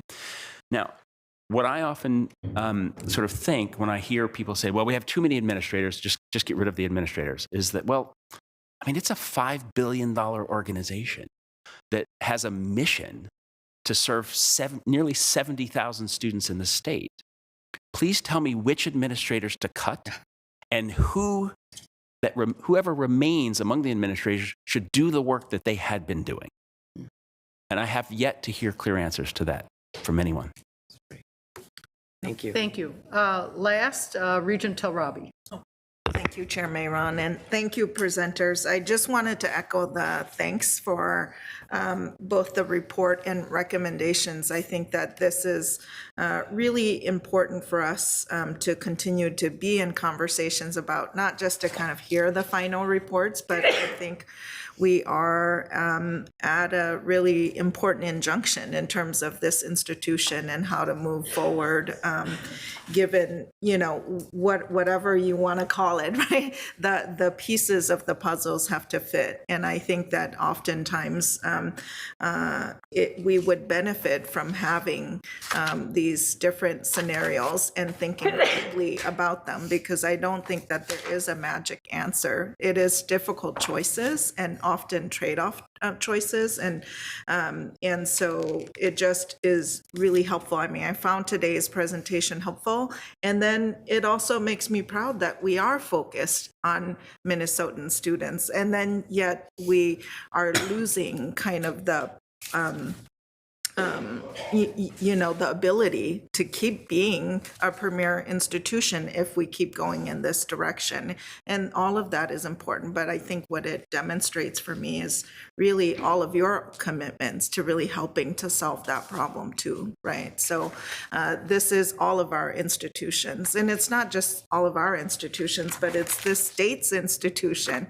If we don't have a premier institution here that draws people here, the best thinkers, the best researchers, the best innovators, then, it isn't just because people are here to, get jobs. They want to be able to change the world, right? Or to be able to do their best work. And so I just wanted to say that I appreciated the presentation, and I hope that there's more that we can do to solve some of our challenges right now. So thank you very much for the presentation. Yeah. Thank you. All right, now I'm going to ask Chair B, Chair Verkale, and you're going to have to do it via Zoom. It'll be a little hard to join me at the podium, and but I'd like to ask, and I also want to thank Chair-elect Brashear. I'd like to ask Professor B to join both me and Interim President Ettinger at the podium, and for Chair Verkalen to please remain online so we can do a little presentation to each of you. So.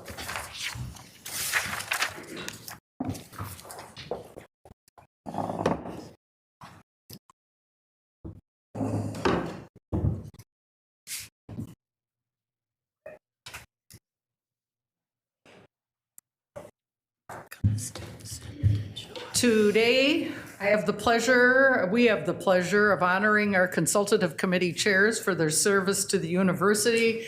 First, we're going to start with Professor B. If you could, you're here. All right. Come a little closer because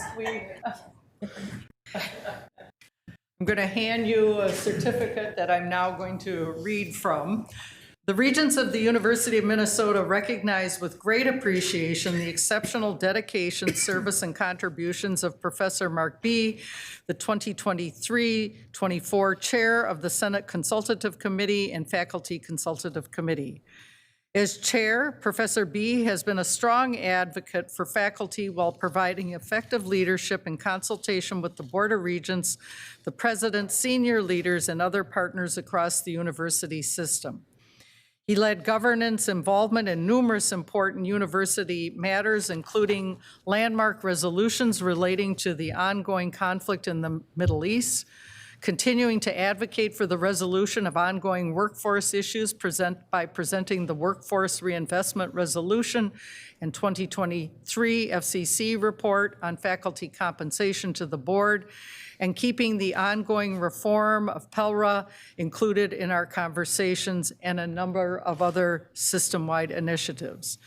The university has benefited greatly from Professor B's thoughtful stewardship of faculty governance and his integrity, commitment, and contributions to the greater good. On behalf of the entire university community, the Regents of the University of Minnesota express their deepest gratitude to Professor B for his outstanding leadership and tremendous service.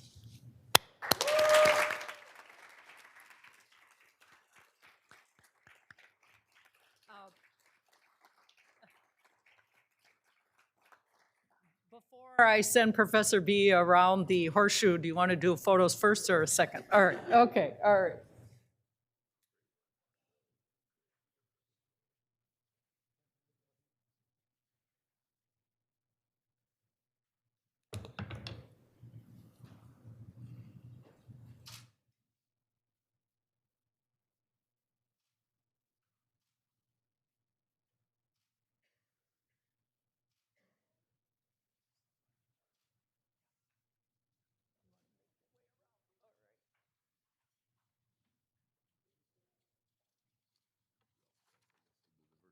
Yeah, this is our virtual one. Yep. I know. There. I don't know. Maybe we're better off.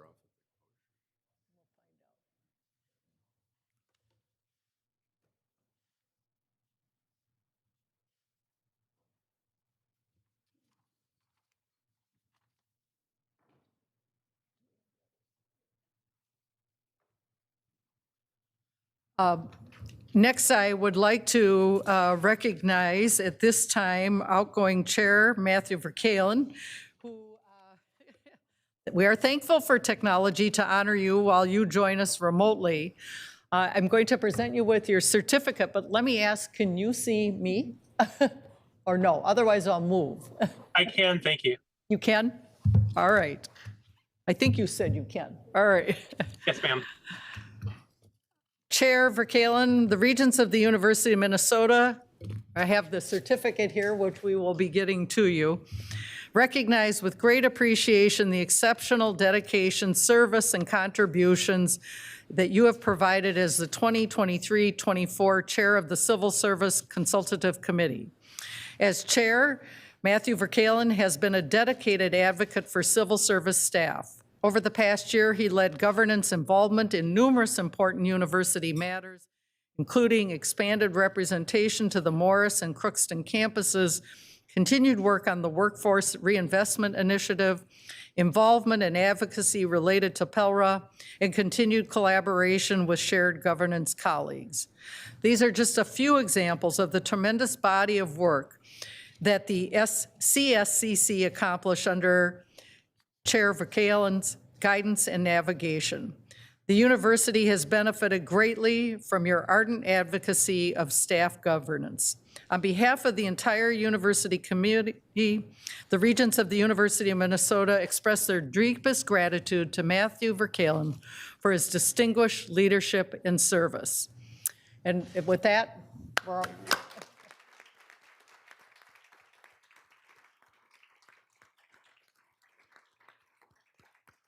I guess no photo, and we'll do a virtual shake around the horseshoe for you. We will be getting your certificate to you following today's meeting. Thank you so much. We will also be sending a certificate to outgoing academic professionals and administrators Consultative Committee Chair Whitney Tahafrakis. We appreciate her service this past year as well. And with that, I will return to my seat and we will proceed.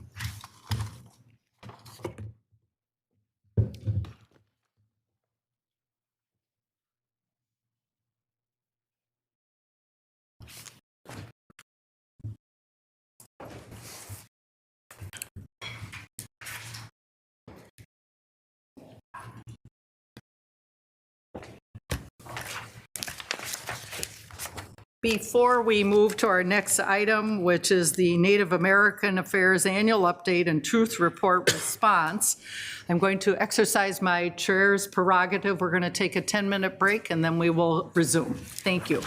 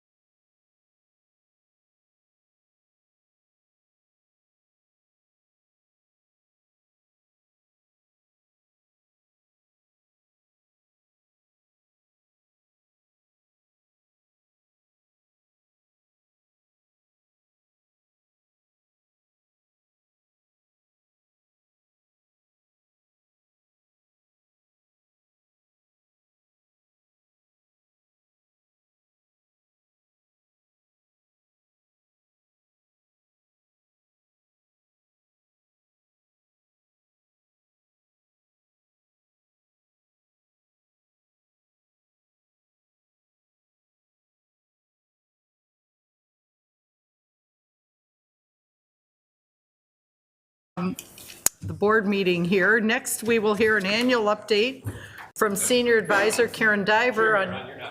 Oh, I'm not live. All right, it says I'm live. I think the microphones Oh, it's muted. Yeah, okay. Okay, fine. I'm not live. That was a practice.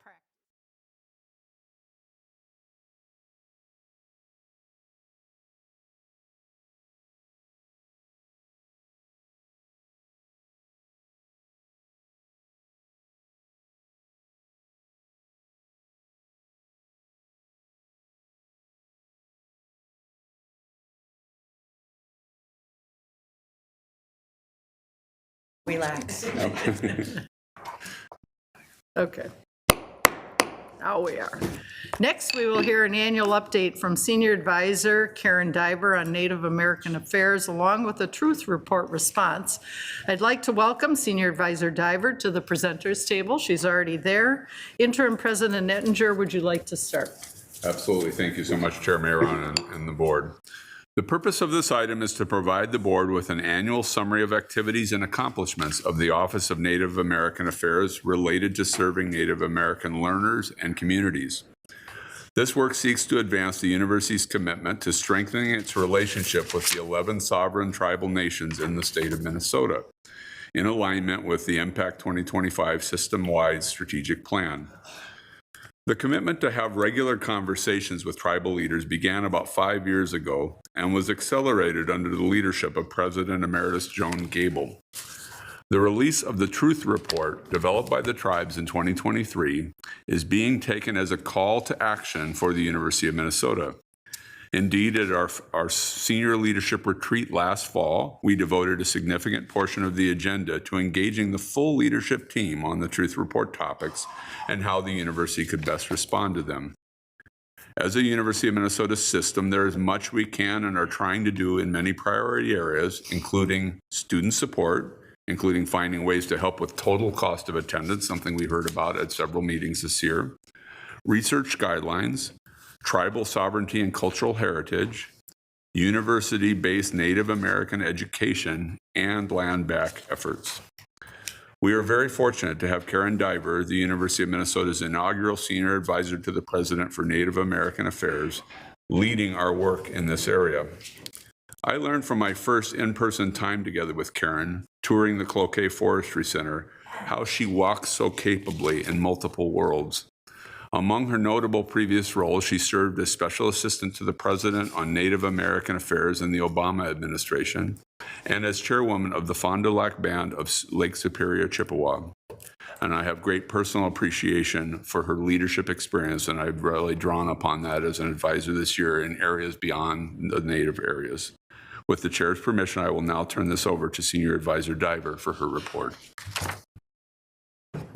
Thank you, President Ettinger, for your kind remarks. Chair Mayron, members of the board, I'm pleased to come before you for my yearly update for the portfolio. And clearly last year, as President Ettinger said, the Truth Report really gave us some guidance in terms of the themes of what is important for tribes and using that as our guide star. And I know that very much Impact 2025 and alignment. They're not really asking for anything that doesn't align with our strategic priorities around equity, justice, inclusion, barrier removal, institutional development, consultation, and inclusion.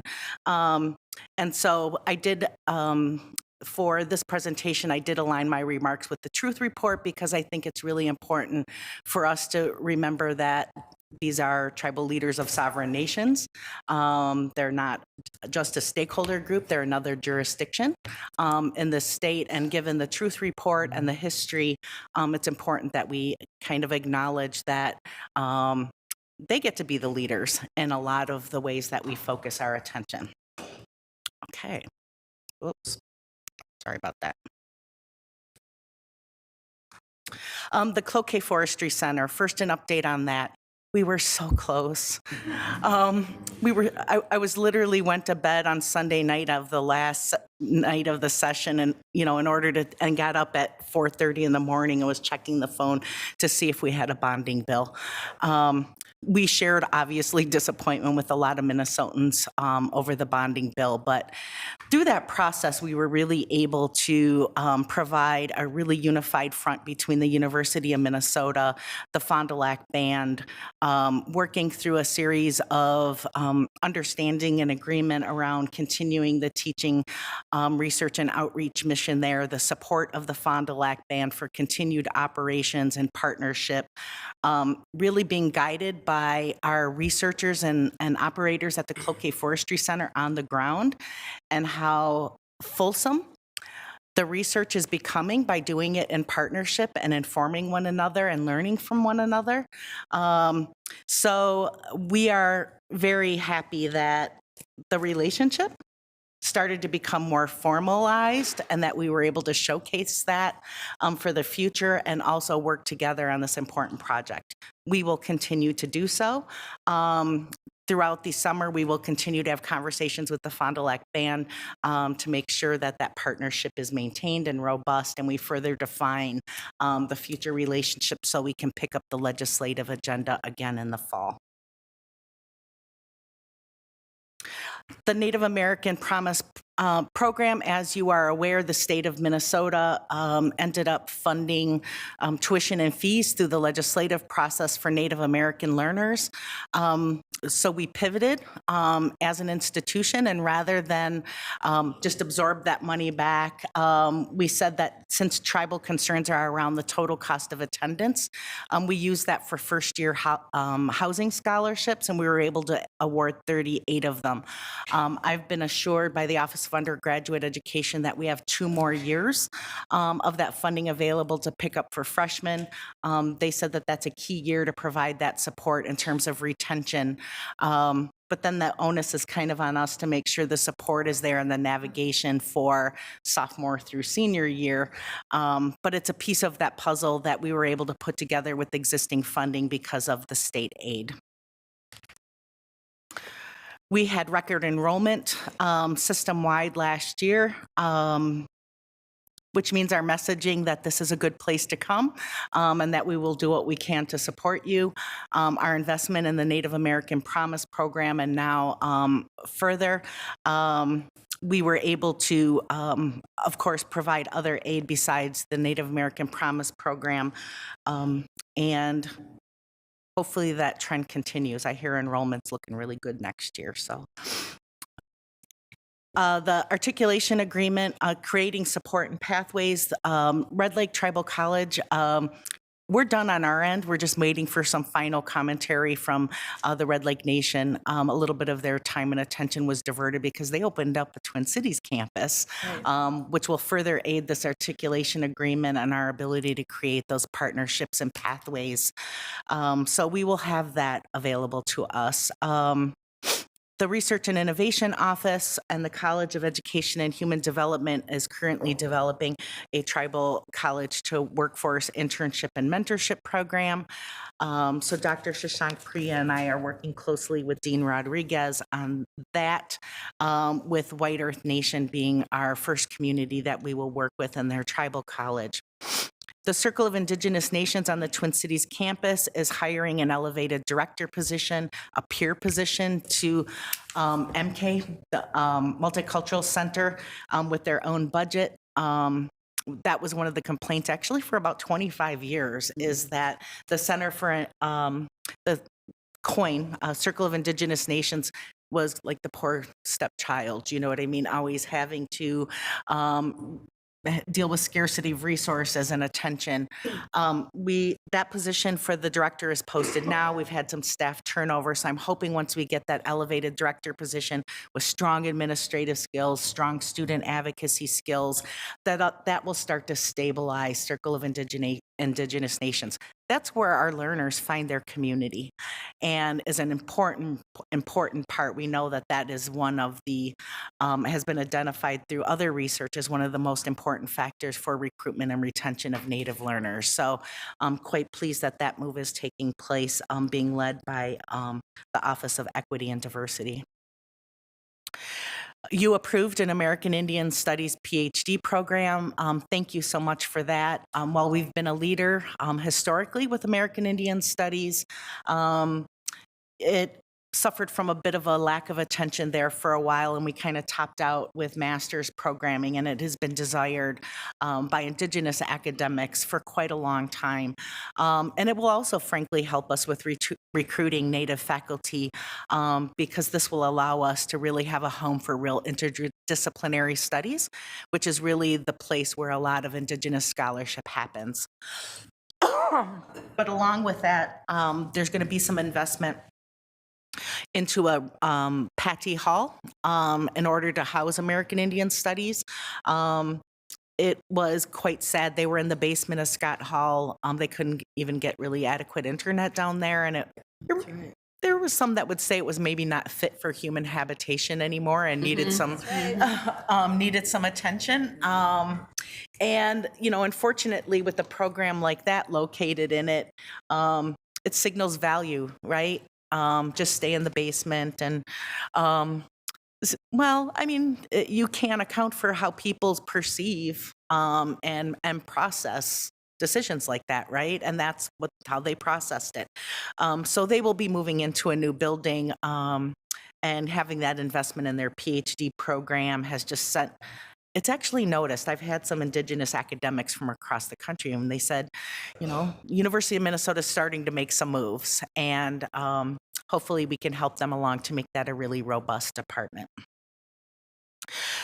Supporting tribal sovereignty and cultural heritage. Thank you so much for President Ettinger for meeting with the American Indian Advisory Boards, as well as tribal leaders. He has fulfilled the mandate from this board to meet with tribal leaders as well as the American Indian Advisory Boards.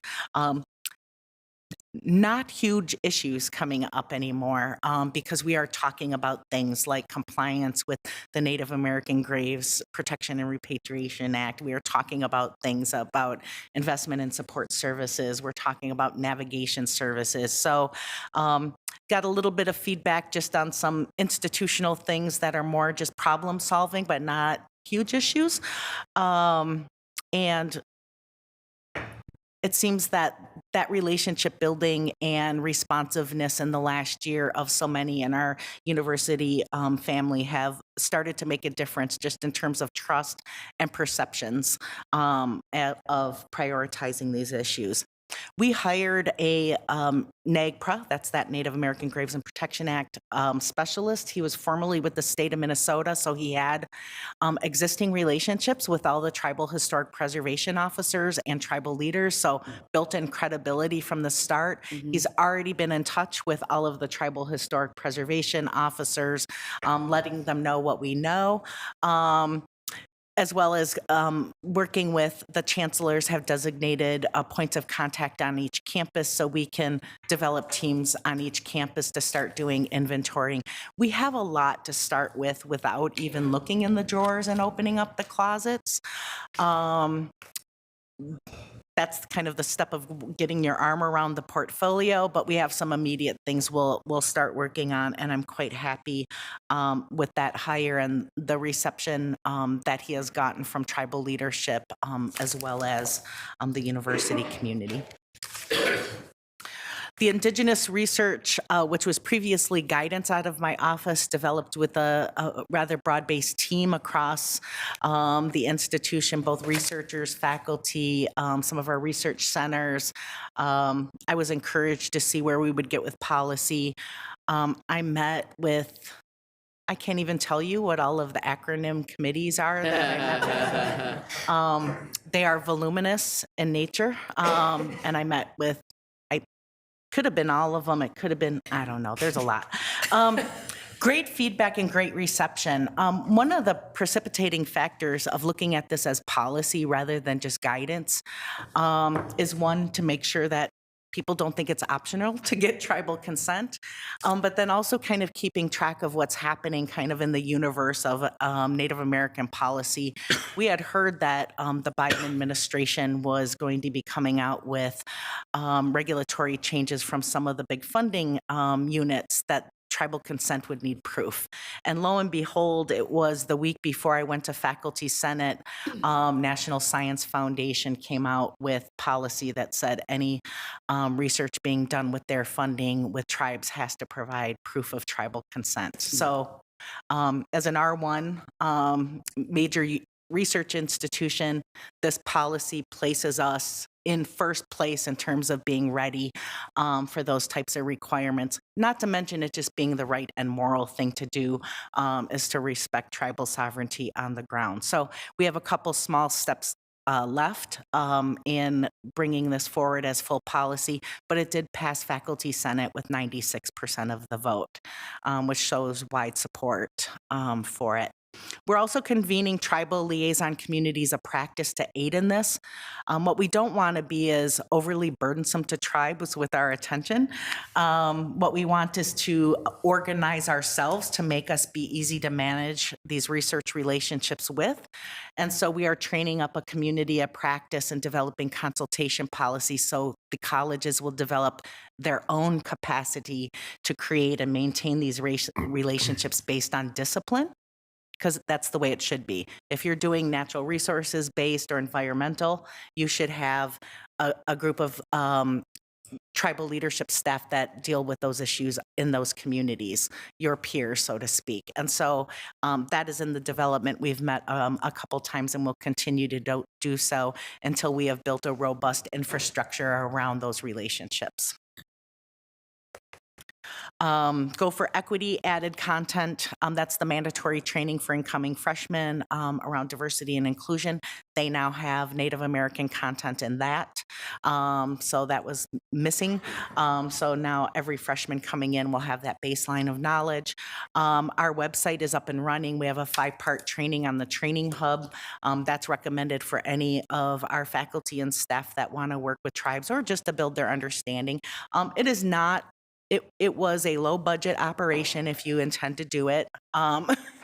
It was me and one other faculty person, but it covers all of the basics. And Regent Johnson would know this. It was the person that created the tribal state relations training. So we took portions of that and tribal history of federal Indian policy, as well as some of the items that were in the truth report and made it into this 5-part training.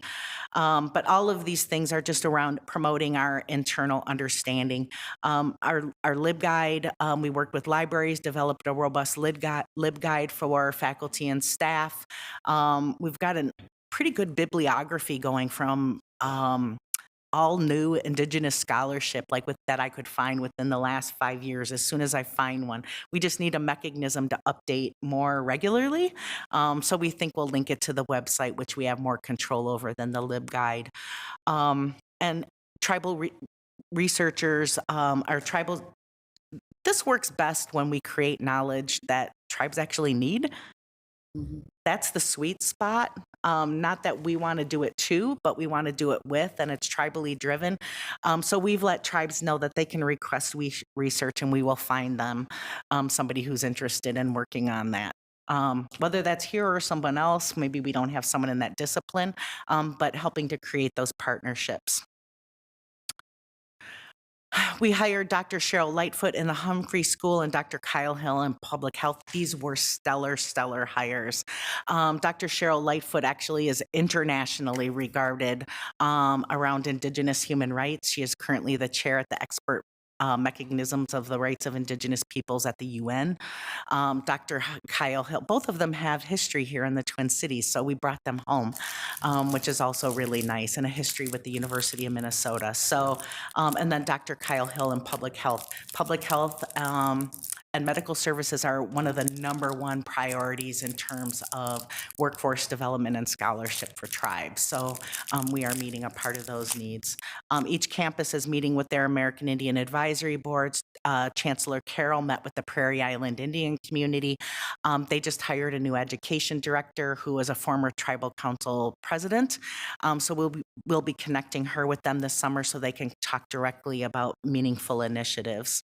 And then, as I said, Interim President Ettinger met with the chairs of the Indian Advisory Boards.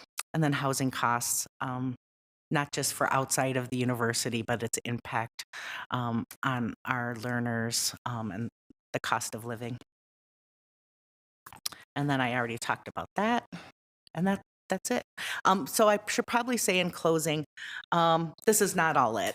The amount of robust activities that have been taking place, I have such immense regard for leadership, both you and the president's office and the president, but this is the senior leadership team, the cabinet, the chancellors. I've seen faculty being really innovative and reaching out. And I do really need to say that, and you know I would tell you if I did not think this was true, but I do think it's true.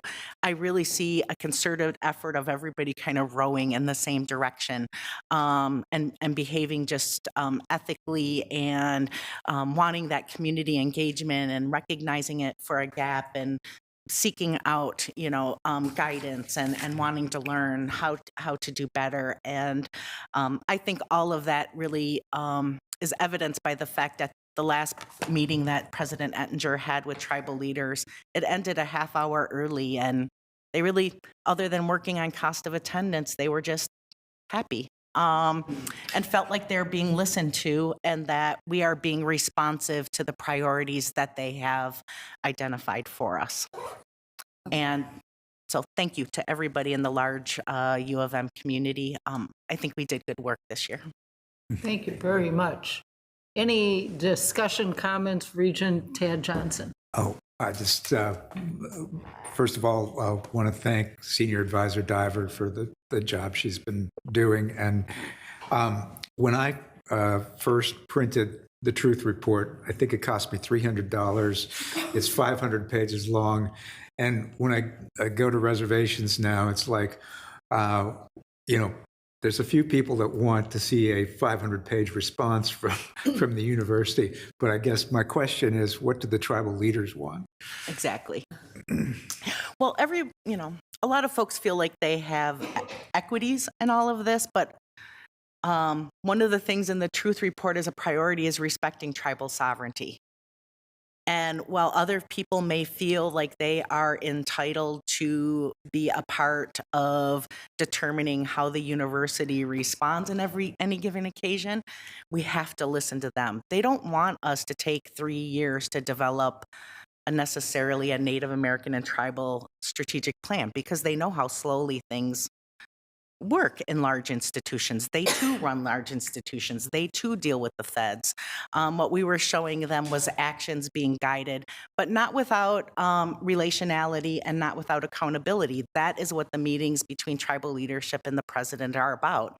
Are we getting this right? Are we prioritizing appropriately? Are there any new things we should know? Is there any adaptation? Have things changed for you in terms of your community and your needs? And tribal leaders are perfectly able of doing those things and advocating for themselves. Our job is to listen and adjust accordingly. And so does that mean we're done and everybody's happy and we're doing a great job? Hope springs eternal, but not, not in my lifetime. Thank you. All right, Regent Wheeler? Yeah, thank you. I'm going to add to the thanks. I was at an event at the Humphrey Center, and Dean Rodriguez did a land acknowledgement, but then said, and I'll do my land acknowledgement, but then I'll tell you what we've done. And I know that you and those you work with, Senior Advisor Diver, are responsible for that, and I just want to thank you for that. And then my question would be, of course, we have much more to do. This was a priority that we assigned at our last year's retreat, was to look deeply at the Truth Report and see how we responded to it. What's next for us? What should we focus on now? So a consistent theme has been the full cost of attendance. And a lot of the difficulty is the normal course of business in higher education is that is need-based. And what tribal leaders are saying to us is, this isn't about filling an economic wrong. This is filling an institutional wrong as outlined in the Truth Report. And is it appropriate and ethical for you to let yourself out off the hook when we've built our tribe up to the point where we enjoy some financial stability, do we get penalized for something you have nothing to do when the harm was the same as another tribe that might not have financial need? In other words, it can't be based on a family situation or a tribe situation. You do it because our wealth was created with tribal resources, is the way that they are looking at it. And that is the number one thing I hear from tribal leaders, because they hear it from their constituents. I'm not eligible for aid because, you know, my mom and dad work for the tribe and have a good job. And is that right when the whole point of this is to be reparative, right?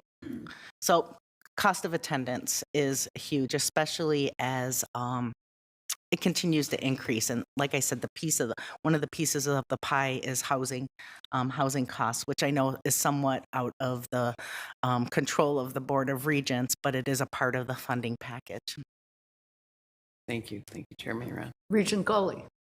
I just wanted to say thank you so much, first of all, for coming. And that was in this work can often feel like we're hearing bad news a lot, and seeing this progress, I think it feels really good. Like we're making some steps toward some reparations and healing, which is an enormous gulf. So, you know, I don't underestimate that in any way, but I'm glad to see that we're like taking actionable steps. I was actually going to ask a similar question to Regent Wheeler. I wanted to know, what are some big things that we haven't started or made progress on? And second of all, what are really powerful ways that we could engage on these questions in the coming years? And are there spaces that we're not in yet that we could, you know, that we could be part of, or are there other ways that we should be engaging that we haven't been yet?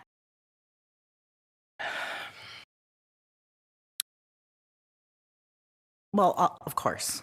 I will just say, of course. I mean, we can't rest on our laurels, right? One of the biggest gaps for me, I would say, is, you know, it took way longer than I thought to get the Red Lake Articulation Agreement, and they follow Minnesota core, I think it's core curriculum or whatever.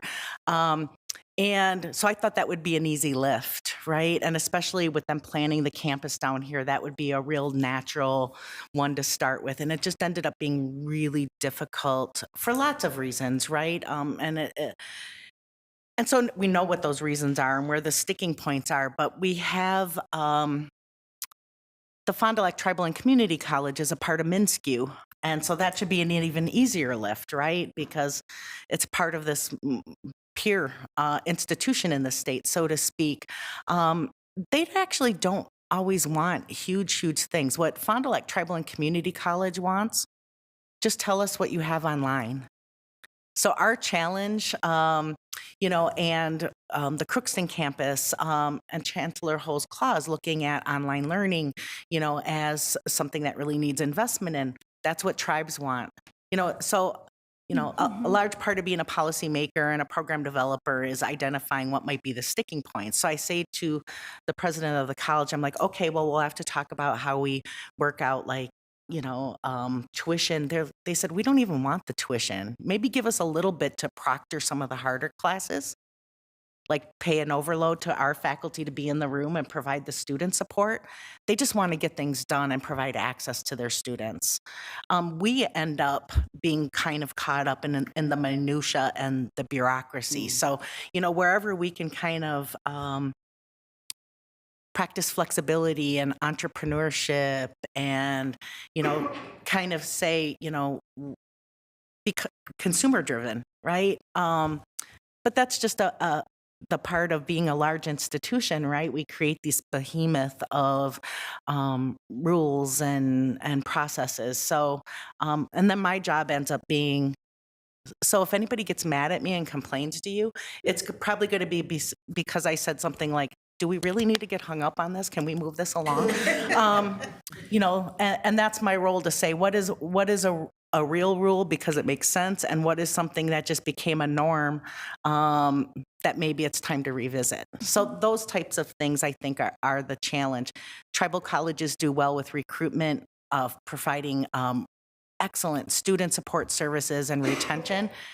there is a spot for us to behave in partnership with them to assure that their learners then go on to further education.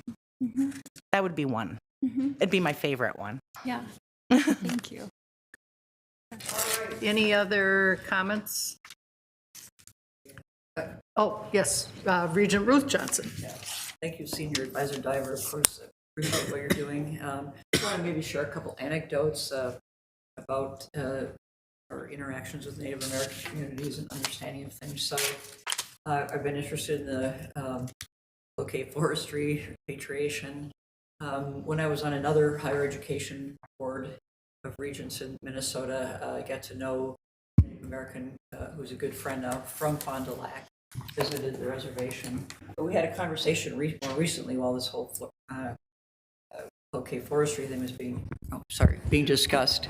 And she shared an anecdote from her childhood. So she lived there and loved being in the forest, kind of playing there and with her grandmother and other family members. And she told me about a sort of terrifying episode that happened to her when they call the town police, the white police from Cloquet were around and sort of saw them there and just scared them to death and kind of threatened her for being in this own property area. And in that era, she'd had her mother and aunts and others sent off to Indian boarding schools, and just the kind of sense of what that history was for somebody there. And so I think these kind of things where we can make some changes and turn these properties back to Native Americans and do something, truth and hopefully justice to some degree, I just think that's really important, really important. Well, in terms of full disclosure, I should probably tell you that some of my own family used to go there and steal your blueberries. Well, I'm glad to hear it. Glad to hear it. We weren't supposed to, but and patches under those pines. And I'm glad to hear that Chancellor Carroll at UMR is in communication with Prairie Island. So for several years, I taught and chaired bioethics courses at Mayo Medical School, and we had a wonderful Native American physician who was a medical oncologist, and she was on the ethics committee teaching faculty with me, and made connections for us to the Prairie Island community. And we took several groups of medical students from Mayo, which about a class of about 40, and we'd go visit there and and then we just sat with elders. We had talking circles, and so we could listen and hear what they had to say and just be part of that. So I feel really fortunate. I had a couple, friendships and experiences like that. I just think it's so important. This is really important in Minnesota for truth and justice that we try to move forward. So thank you for all you're doing. Thank you, Regent. Thank you. All right. Senior Advisor Diver, thank you so much for your presentation and your candid remarks in response to our questions. Thank you so much. Thank you very much. All right. I'd now like to invite Interim President Ettinger and Chief Clark to share a public safety update with us. Interim President Ettinger, if you would like to start. Thank you, Chair Mayron. Before I begin, I'd like to acknowledge the death of Minneapolis police officer Jamal Mitchell while responding to a call at the hand of a citizen he was trying to help on May 30th.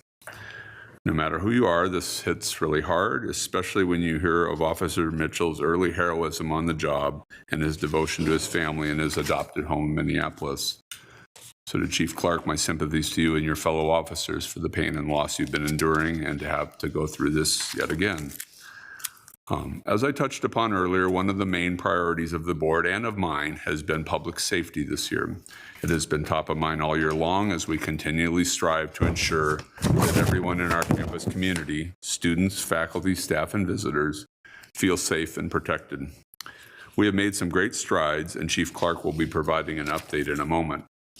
I'd also like to thank our many partners and allies in this work, including the state legislature for funding in the 2023 session for us to implement safety upgrades and initiatives system-wide, our entire Department of Public Safety for its outstanding work this past year, especially in providing significant overtime hours to keep our campus and the Dinkytown neighborhood as safe as possible, our partners in safety initiatives at our greater Minnesota campuses, and the many students, staff, parents, and community members who have contributed feedback and suggestions for improving our safety efforts informally or through the Strategic Safety Advisory Committee. I also just want to extend my personal thanks to Chief Clark for, I mean, just you folks can't believe the amount of hours and stress and effort that goes into keeping this university environment safe. And he is such a professional, patient person, and he so understands the mission that, yes, there's safety, but that they're also ambassadors for our great university, and at all times they endeavor to do that. With the chair's permission, I will now turn this over to Chief Matt Clark. Thank you, President Ettinger, Madam Chair, Board of Regents. Today I'll be presenting on campus crime statistics, Dinkytown safety and safety programming. I'd also like to take this time to thank President Ettinger for his support on safety programming on and off campus. His leadership was greatly appreciated through this last year. Thank you. Overall, violent crime on campus is down from last year.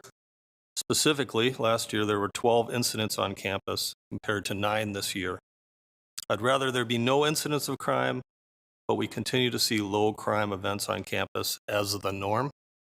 Unfortunately, there's confusion, obviously, between what is campus and what is not. And we continue to emphasize it on campus property. We're managing that as the priority and keeping crime down. Unfortunately, last Saturday, there was a shooting incident on campus. This definitely is not the norm. In fact, the last shooting incident on campus was 2010, almost 14 years ago. It's a very rare incident. This was also a light isolated incident between two groups not affiliated with the university. The location was a meeting spot, and there's very little publicly I can say about the incident, other than UMPD is actively investigating the case and following up on video evidence and leads. I'd also like to thank the public. We appreciate the people that came forward with witness statements and information into the case investigation. On to property crimes on campus, theft continues to trend down, and auto theft has decreased 27% from last year. There's a slight increase in burglary, but that is related to infrastructure locations on campus and not classroom and administrative buildings that we have on the campus. There also was a damage to property incident at the Hillel Center. UMPD is working closely with security staff at the center and following up on leads and suspect information. Again, there's little I can talk about in detail publicly on that case. Related to Dinkytown crime, violent crime is continuing to trend down from the 2022 increase. Specifically in 2022, this time, January to now, we had 38 incidents of violent crime in Dinkytown. We had a 60% reduction last year to 15 events. And again, in 2024, there are 15 events in Dinkytown specifically. We continue to hold crime numbers down in Dinkytown through our partnerships with our public safety partners. UMPD will continue to work overtime shifts in Dinkytown through the summer. This work and proactive safety programming helps maintain that 60% reduction. We also talked last about our Dinkytown expansion zone. That was started on March 28th, and that's where UMPD began taking 911 calls in the strip between 4th and University. So far, since March 28th, UMPD has responded to 172 911 calls and provided service in that area. We're grateful for MPD assisting us on those calls. They answered an additional 40 or assisted us on the calls when there were incidents. And that's just in the last 2.5 months. For now, it appears UMPD is able to successfully provide 911 services to this area as part of the Dinkytown expansion, while also prioritizing 911 calls on campus.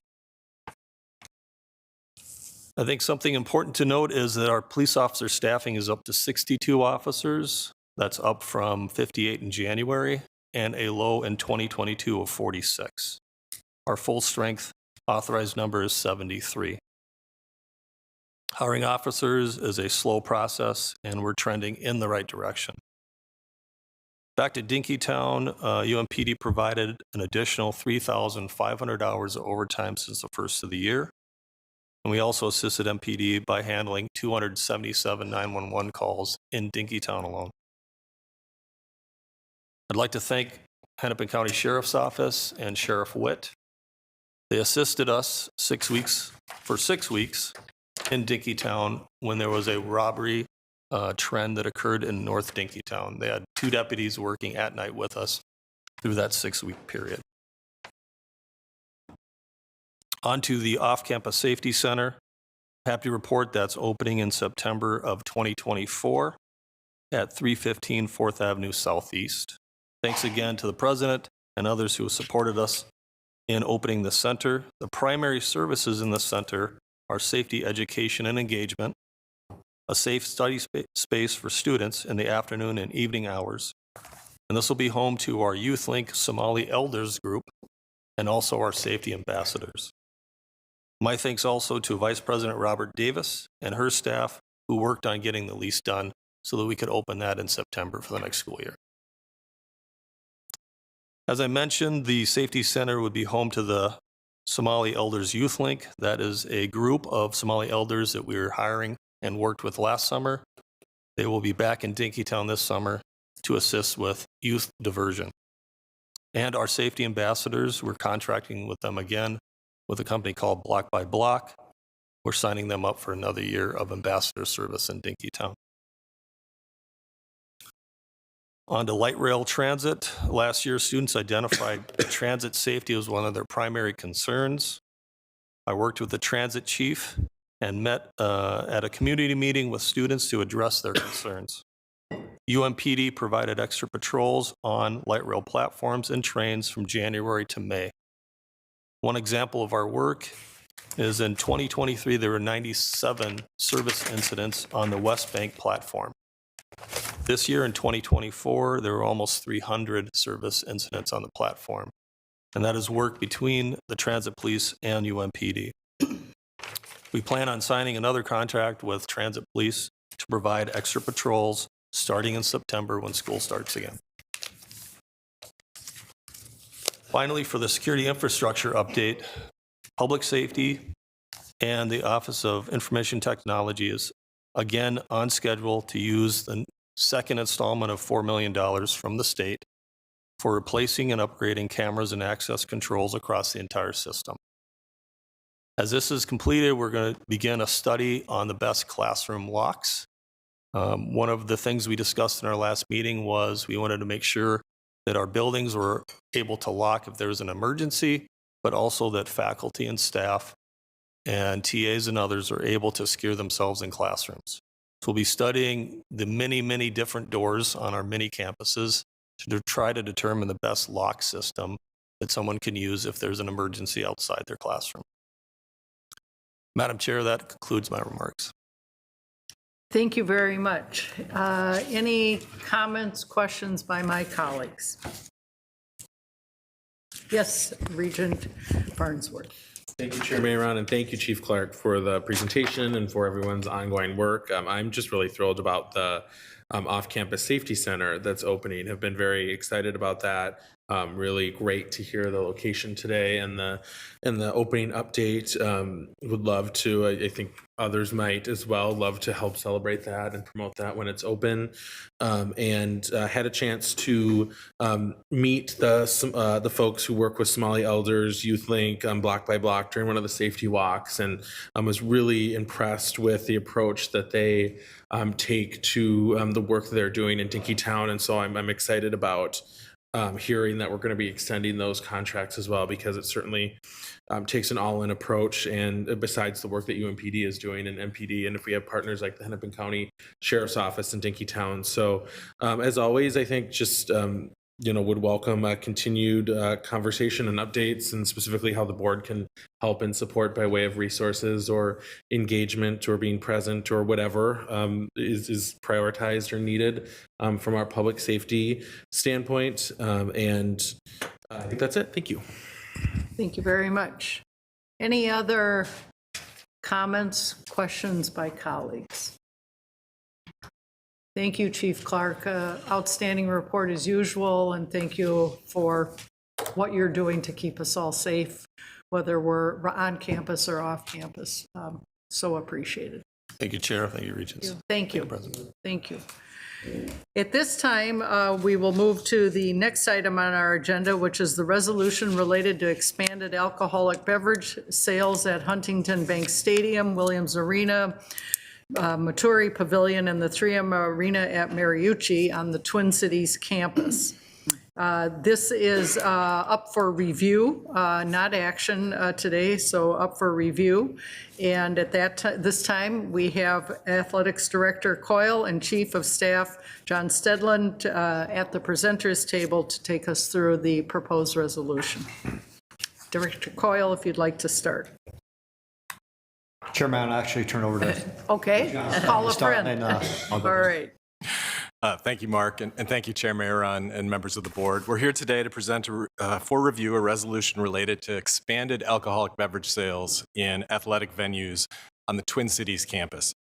Currently, the university, through previous board actions, hold licenses for the athletic venues at which this expansion is being proposed: Huntington Bank Stadium, Williams Arena, Maturi Pavilion, and 3M Arena at Mariucci. The last action taken by the board related to alcohol sales was in 2019, which expanded the sale of alcohol to general seating areas in Williams and Maturi and 3M Arena at Mariucci. In all of these venues during intercollegiate athletic events, the current sale of alcoholic beverages is limited to beer, wine, and hard seltzers. The proposal being brought forward by Intercollegiate Athletics would allow for the expansion of sales in a phased manner to include mixed drinks and direct sales in the seating bowl of Huntington Bank Stadium. And I'll hand it over to Athletics Director Coyle to walk through the details of the proposal. Okay, great. Thank you, John. And just to remind the board, we've had successful implementation of alcohol sales and Gopher Athletics events began in 2012 at Huntington Bank Stadium. It expanded to 3M Arena at Mariucci and Williams Arena in 2019, and as John mentioned, into Maturi Pavilion in 2022. Currently, we offer canned beer, malted seltzers, and wine in the general seating areas, suites, and clubs. As we look to continue to enhance our fans' experience and provide amenities similar to those of the other major sporting venues in our community, we are proposing the expanded alcohol beverage offerings outlined below for your consideration. Again, this would be a phased approach, and we've been working closely with ALOC, the Committee on Campus, on this approach, but it'd be a phased approach. So for this upcoming year, FY25, we would look to begin offering beverages with spirits, with ready-to-drink canned cocktails and batch cocktails in each venue's general concourse, concession, and premium areas. A popular example of this type of beverage is the White Claw line. Batch cocktails are beverages that have been mixed ahead of time and contain predetermined amounts of liquor, so serving only requires adding garnishment. No bartending pouring is a part of either distribution process. Just to point out, in July of 2023, Huntington Bank Stadium hosted the Beyonce World Tour. At that time, we tested the sale of liquor-based, ready-to-drink canned drinks. This new offering did not disrupt normal fan behavior and was deemed a success trial of liquor-based drinks. The second part of the process would be for fiscal year 26. This would be full-service bars in the club rooms of each venue.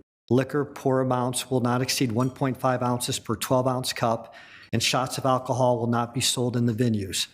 All orders would have some sort of dilution in them, juice, soda, water, ice, etc. And the same policy of a 2-drink maximum per transaction applies at each bar location. Additionally, we would look at bottle service in suites. This service would only be offered during events hosted in the enclosed space of suites, to include Williams Arena barn lofts of our athletic venues.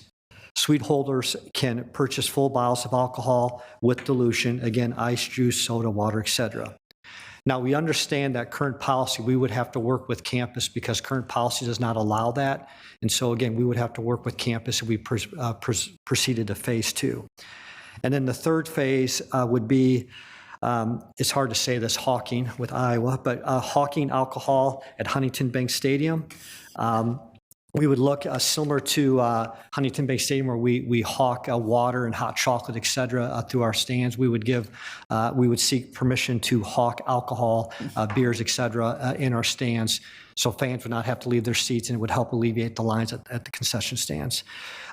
Final comments are that, again, we work closely with ALOC and have their support with this. We have also worked closely with Chief Clark and his group, and they have noted that since we have started to allow this type of sales, the number of alcohol-related incidents at our venues has actually decreased because they feel that it's in a controlled environment and you don't have people hitting it hard outside the venues or coming in and sneaking it in. So again, we would work closely with those groups on campus as we move forward with your approval. John? So as mentioned by Mark, this was reviewed and recommended by the Alcohol License Oversight Committee, the ALOC, which is convened by the Office of the President and the Office of Contract Management, and contains representatives from Student Affairs, from Risk Management, and the General Counsel's Office.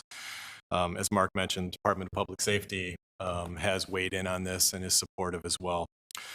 So this is up for review this month, and with action scheduled for July, and we welcome any questions that you may have. All right. Before we see if there are any questions, one thing, I had the opportunity to hear a preview of this, I think, when we were finalizing the agenda for this board meeting, and one of the questions I asked is, particularly when you get to the third phase where someone is selling liquor right in the stands. I can't bring myself to say hawking. So Sales. Pardon? In-seat sales. In-seat sales, yes. How would it be assured that students or individuals who are underage are not getting these drinks? And I do understand there's going to be an effort not in various phases about the student section or the non-student section, but we talked about that there could be individuals who are underage, not in the student section, and how would that be addressed? I think it'd be important for you to share what the policy is regarding carding to assure that we have people who can legally drink in the stadium. So thank you, Chair Mayron. One of the tenets of alcohol sales in all of our athletic venues is a very heavy approach to carding. And there's state officials that are constantly checking on this. You'll actually see them walking around the stadium occasionally. They do spot checks repeatedly with concession stands, with any spaces where this is sold. That would continue with direct sales in the seating bowl. So the same carding approach would apply, the same approach of only, I think 2 drinks per order. So there would not be any distinguishing characteristics of in-seat sales compared to the way we do it in the concession stands. Thank you. Any other questions or comments by my colleagues? Yes, Regent Verheulen. Thank you, Chair Mayron. I guess 2 items. First, thank you for bringing a stepwise approach. That always gives us the opportunity to test how things are going and get a sense of whether there are any modifications that need to be made either to the process or to the procedure or to the planned phased-in approach. So thank you for bringing that to us. The other item that I would just mention is, given the phased-in approach and the resolution that was put before us, I would certainly be willing to make a request that this move to review and action this month if there aren't any objections. Thank you. Let me hear from Regent Farnsworth wanted to weigh in. So let me ask Regent Farnsworth, any comments or questions? Yes, thank you, Chair, and thanks for the presentation. I think this makes sense. Was just curious, well, one comment and then a quick question.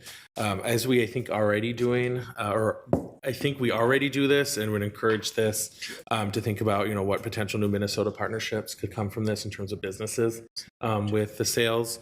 And then 2, just wondering any projections in terms of financial implications for this extended revenue or the expense side, but kind of thinking more revenue and of course emphasis on projection at this point because it's the phased approach. But Yeah, and emphasis on revenue.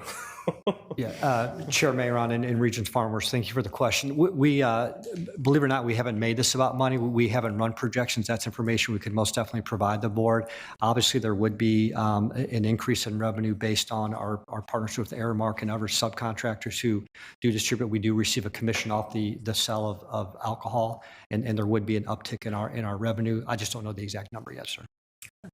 And I'll add, related to that the sale isn't just around the sales of alcohol itself, but the basis for this is the competitiveness with a lot of the venues in this market. And so the ability around, especially suite sales and so forth, to have as premium an offering as you possibly can enhances the ability of Mark and his team around suite sales and other premium areas as well.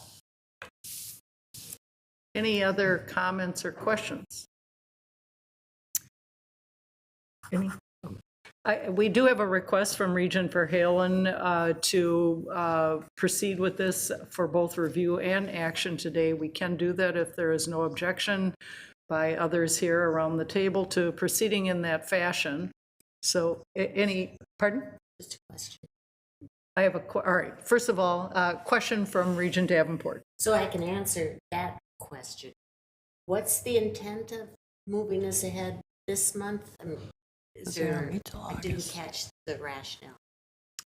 Because it's a phased-in approach, I just feel like this is the kind of action that we have it written into our policy. We can move things to review and action, even if it's just on review, if there's no objection. And so this is one that struck me as it seems like we could, if there is no objection, we can consider doing review and action this month. And it would also give our staff more time to plan for the fall semester. Yes. I'm not in favor of moving it ahead this month. I think this issue, and I was around in 2012 when we called it the Rookavina allowance, went into effect. But I just think it's one of those where I would be surprised if there was not any public comment, and just to give the public an opportunity to comment on this. All right. We have an objection, so we will proceed with this for action at our July board meeting. Thank you very much.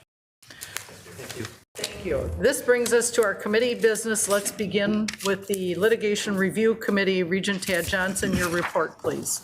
Thank you, Madam Chair. The Litigation Review Committee met on May 13th, May 21st, and June 13th, 2024. At each of these meetings, the committee adopted a resolution that authorized the closing of the meetings to discuss matters subject to attorney-client privilege.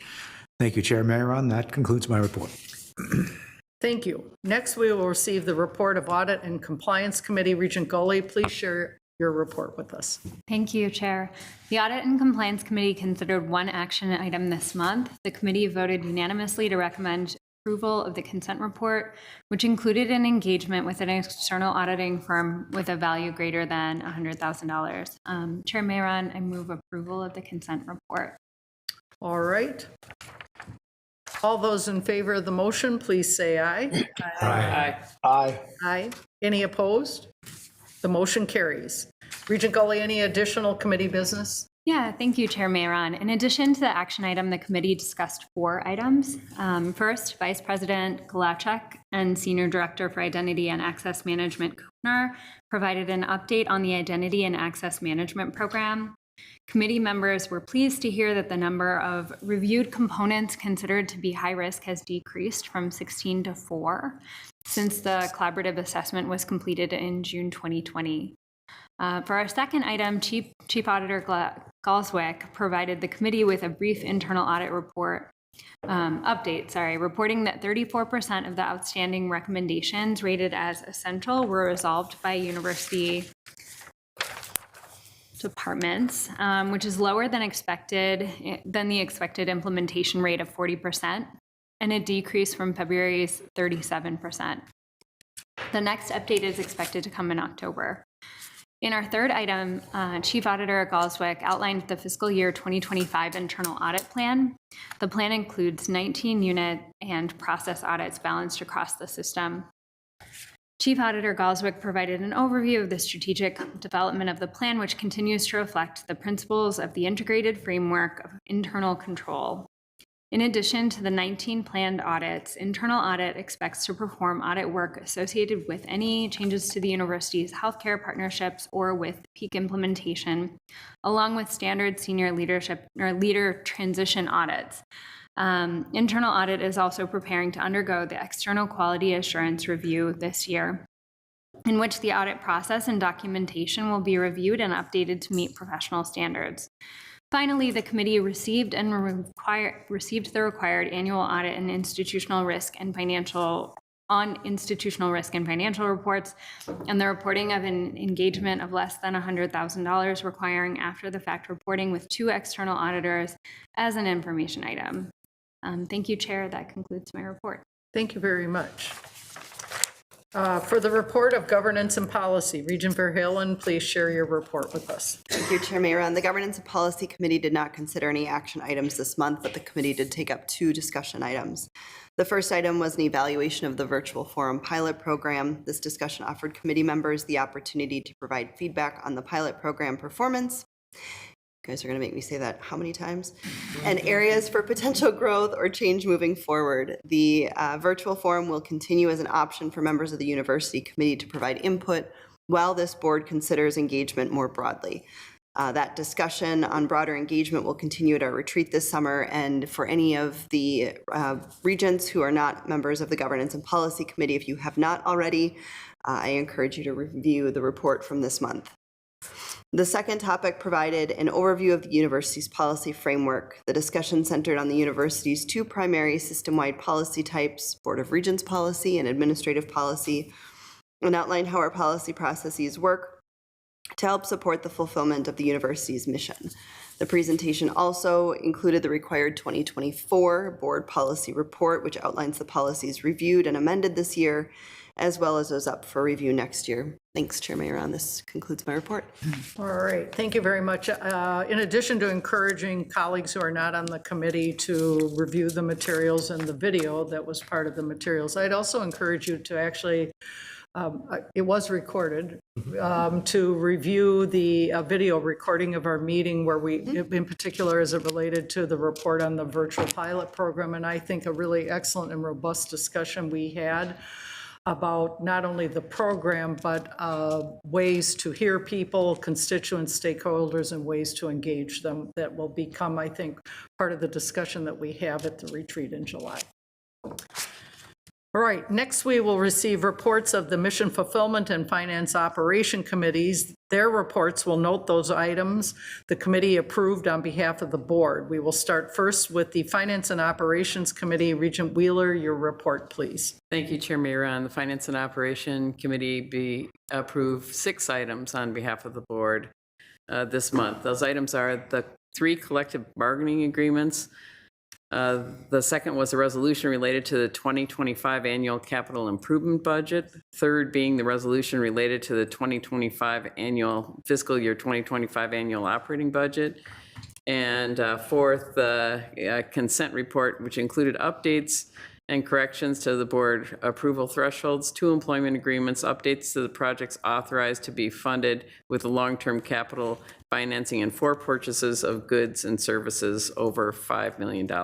No other action items were approved this month. Thank you, Chair Mayron. That concludes my report. Thank you. For the Mission Fulfillment Committee, Regent Ruth Johnson, your report, please. Mission Fulfillment Committee approved 2 action items this month: amendments to the Board of Regents policy tuition and fees, and the repeal of the Board of Regents policy student services fee. And the consent report, which included academic program changes and the conferral of tenure. There were no other action items approved this month. Thank you, Chair Mayron. That concludes my report. Thank you, Regent Johnson. Turning to the Special Committee on Academic Health, Regent Wheeler, would you share your report? Yes, I will. Thank you, Chair Mayron. We did not consider any action items this month. The first item provided the special committee with another opportunity to hear from all deans of the 6 universities' health professional schools as they continue development of their Unifying Health Sciences strategic plan.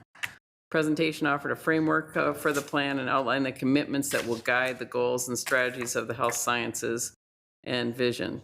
Those commitments include workforce, rural, practice, and the underserved. They will help drive our health sciences school forward. This summer, the deans will engage broadly with groups within the university and outside it across our state. The special committee looks forward to reviewing a draft plan next fall, and I welcome any of your comments after you review the docket materials that they presented as well. For the second item, Vice President Toller presented an update on continued conversations with Fairview and an overview of the purpose and use of the academic support received by the medical school from Fairview. It's pretty clear in the presentation how the work of our health sciences is making a direct and real difference in the lives of Minnesotans. Due diligence continues to work on finalizing the terms with the Fairview relationship. There's nothing further to report there. Thank you, Chair Mayor, and that concludes my report. Thank you. And finally, the Special Committee on University Relations, Regent Talrabi, if you could share your report. Chair Mayron, the Special Committee on University Relations did not consider any action items this month. Our fifth meeting as a special committee started with an update on local government relations across the system with Executive Director Lopez Frenzen, Chief Marketing Officer for Duluth and Morris Lynn Williams, and Director of Local Government and Community Relations Tina Erasmus. For our second item, Director Drager shared an overview of the university outreach across the state. And finally, the committee received an update with the results of the Dare Minnesota system-wide reputation marketing and marketing campaign. Thank you, Chair Mayron. That concludes my report. Thank you very much. That concludes our committee reports and brings us to old business. Is there any old business to come before the board? Seeing none, is there any new business to come before the board? Hearing none, there is no additional business before the board, and this meeting is adjourned. Thank you very much, everyone.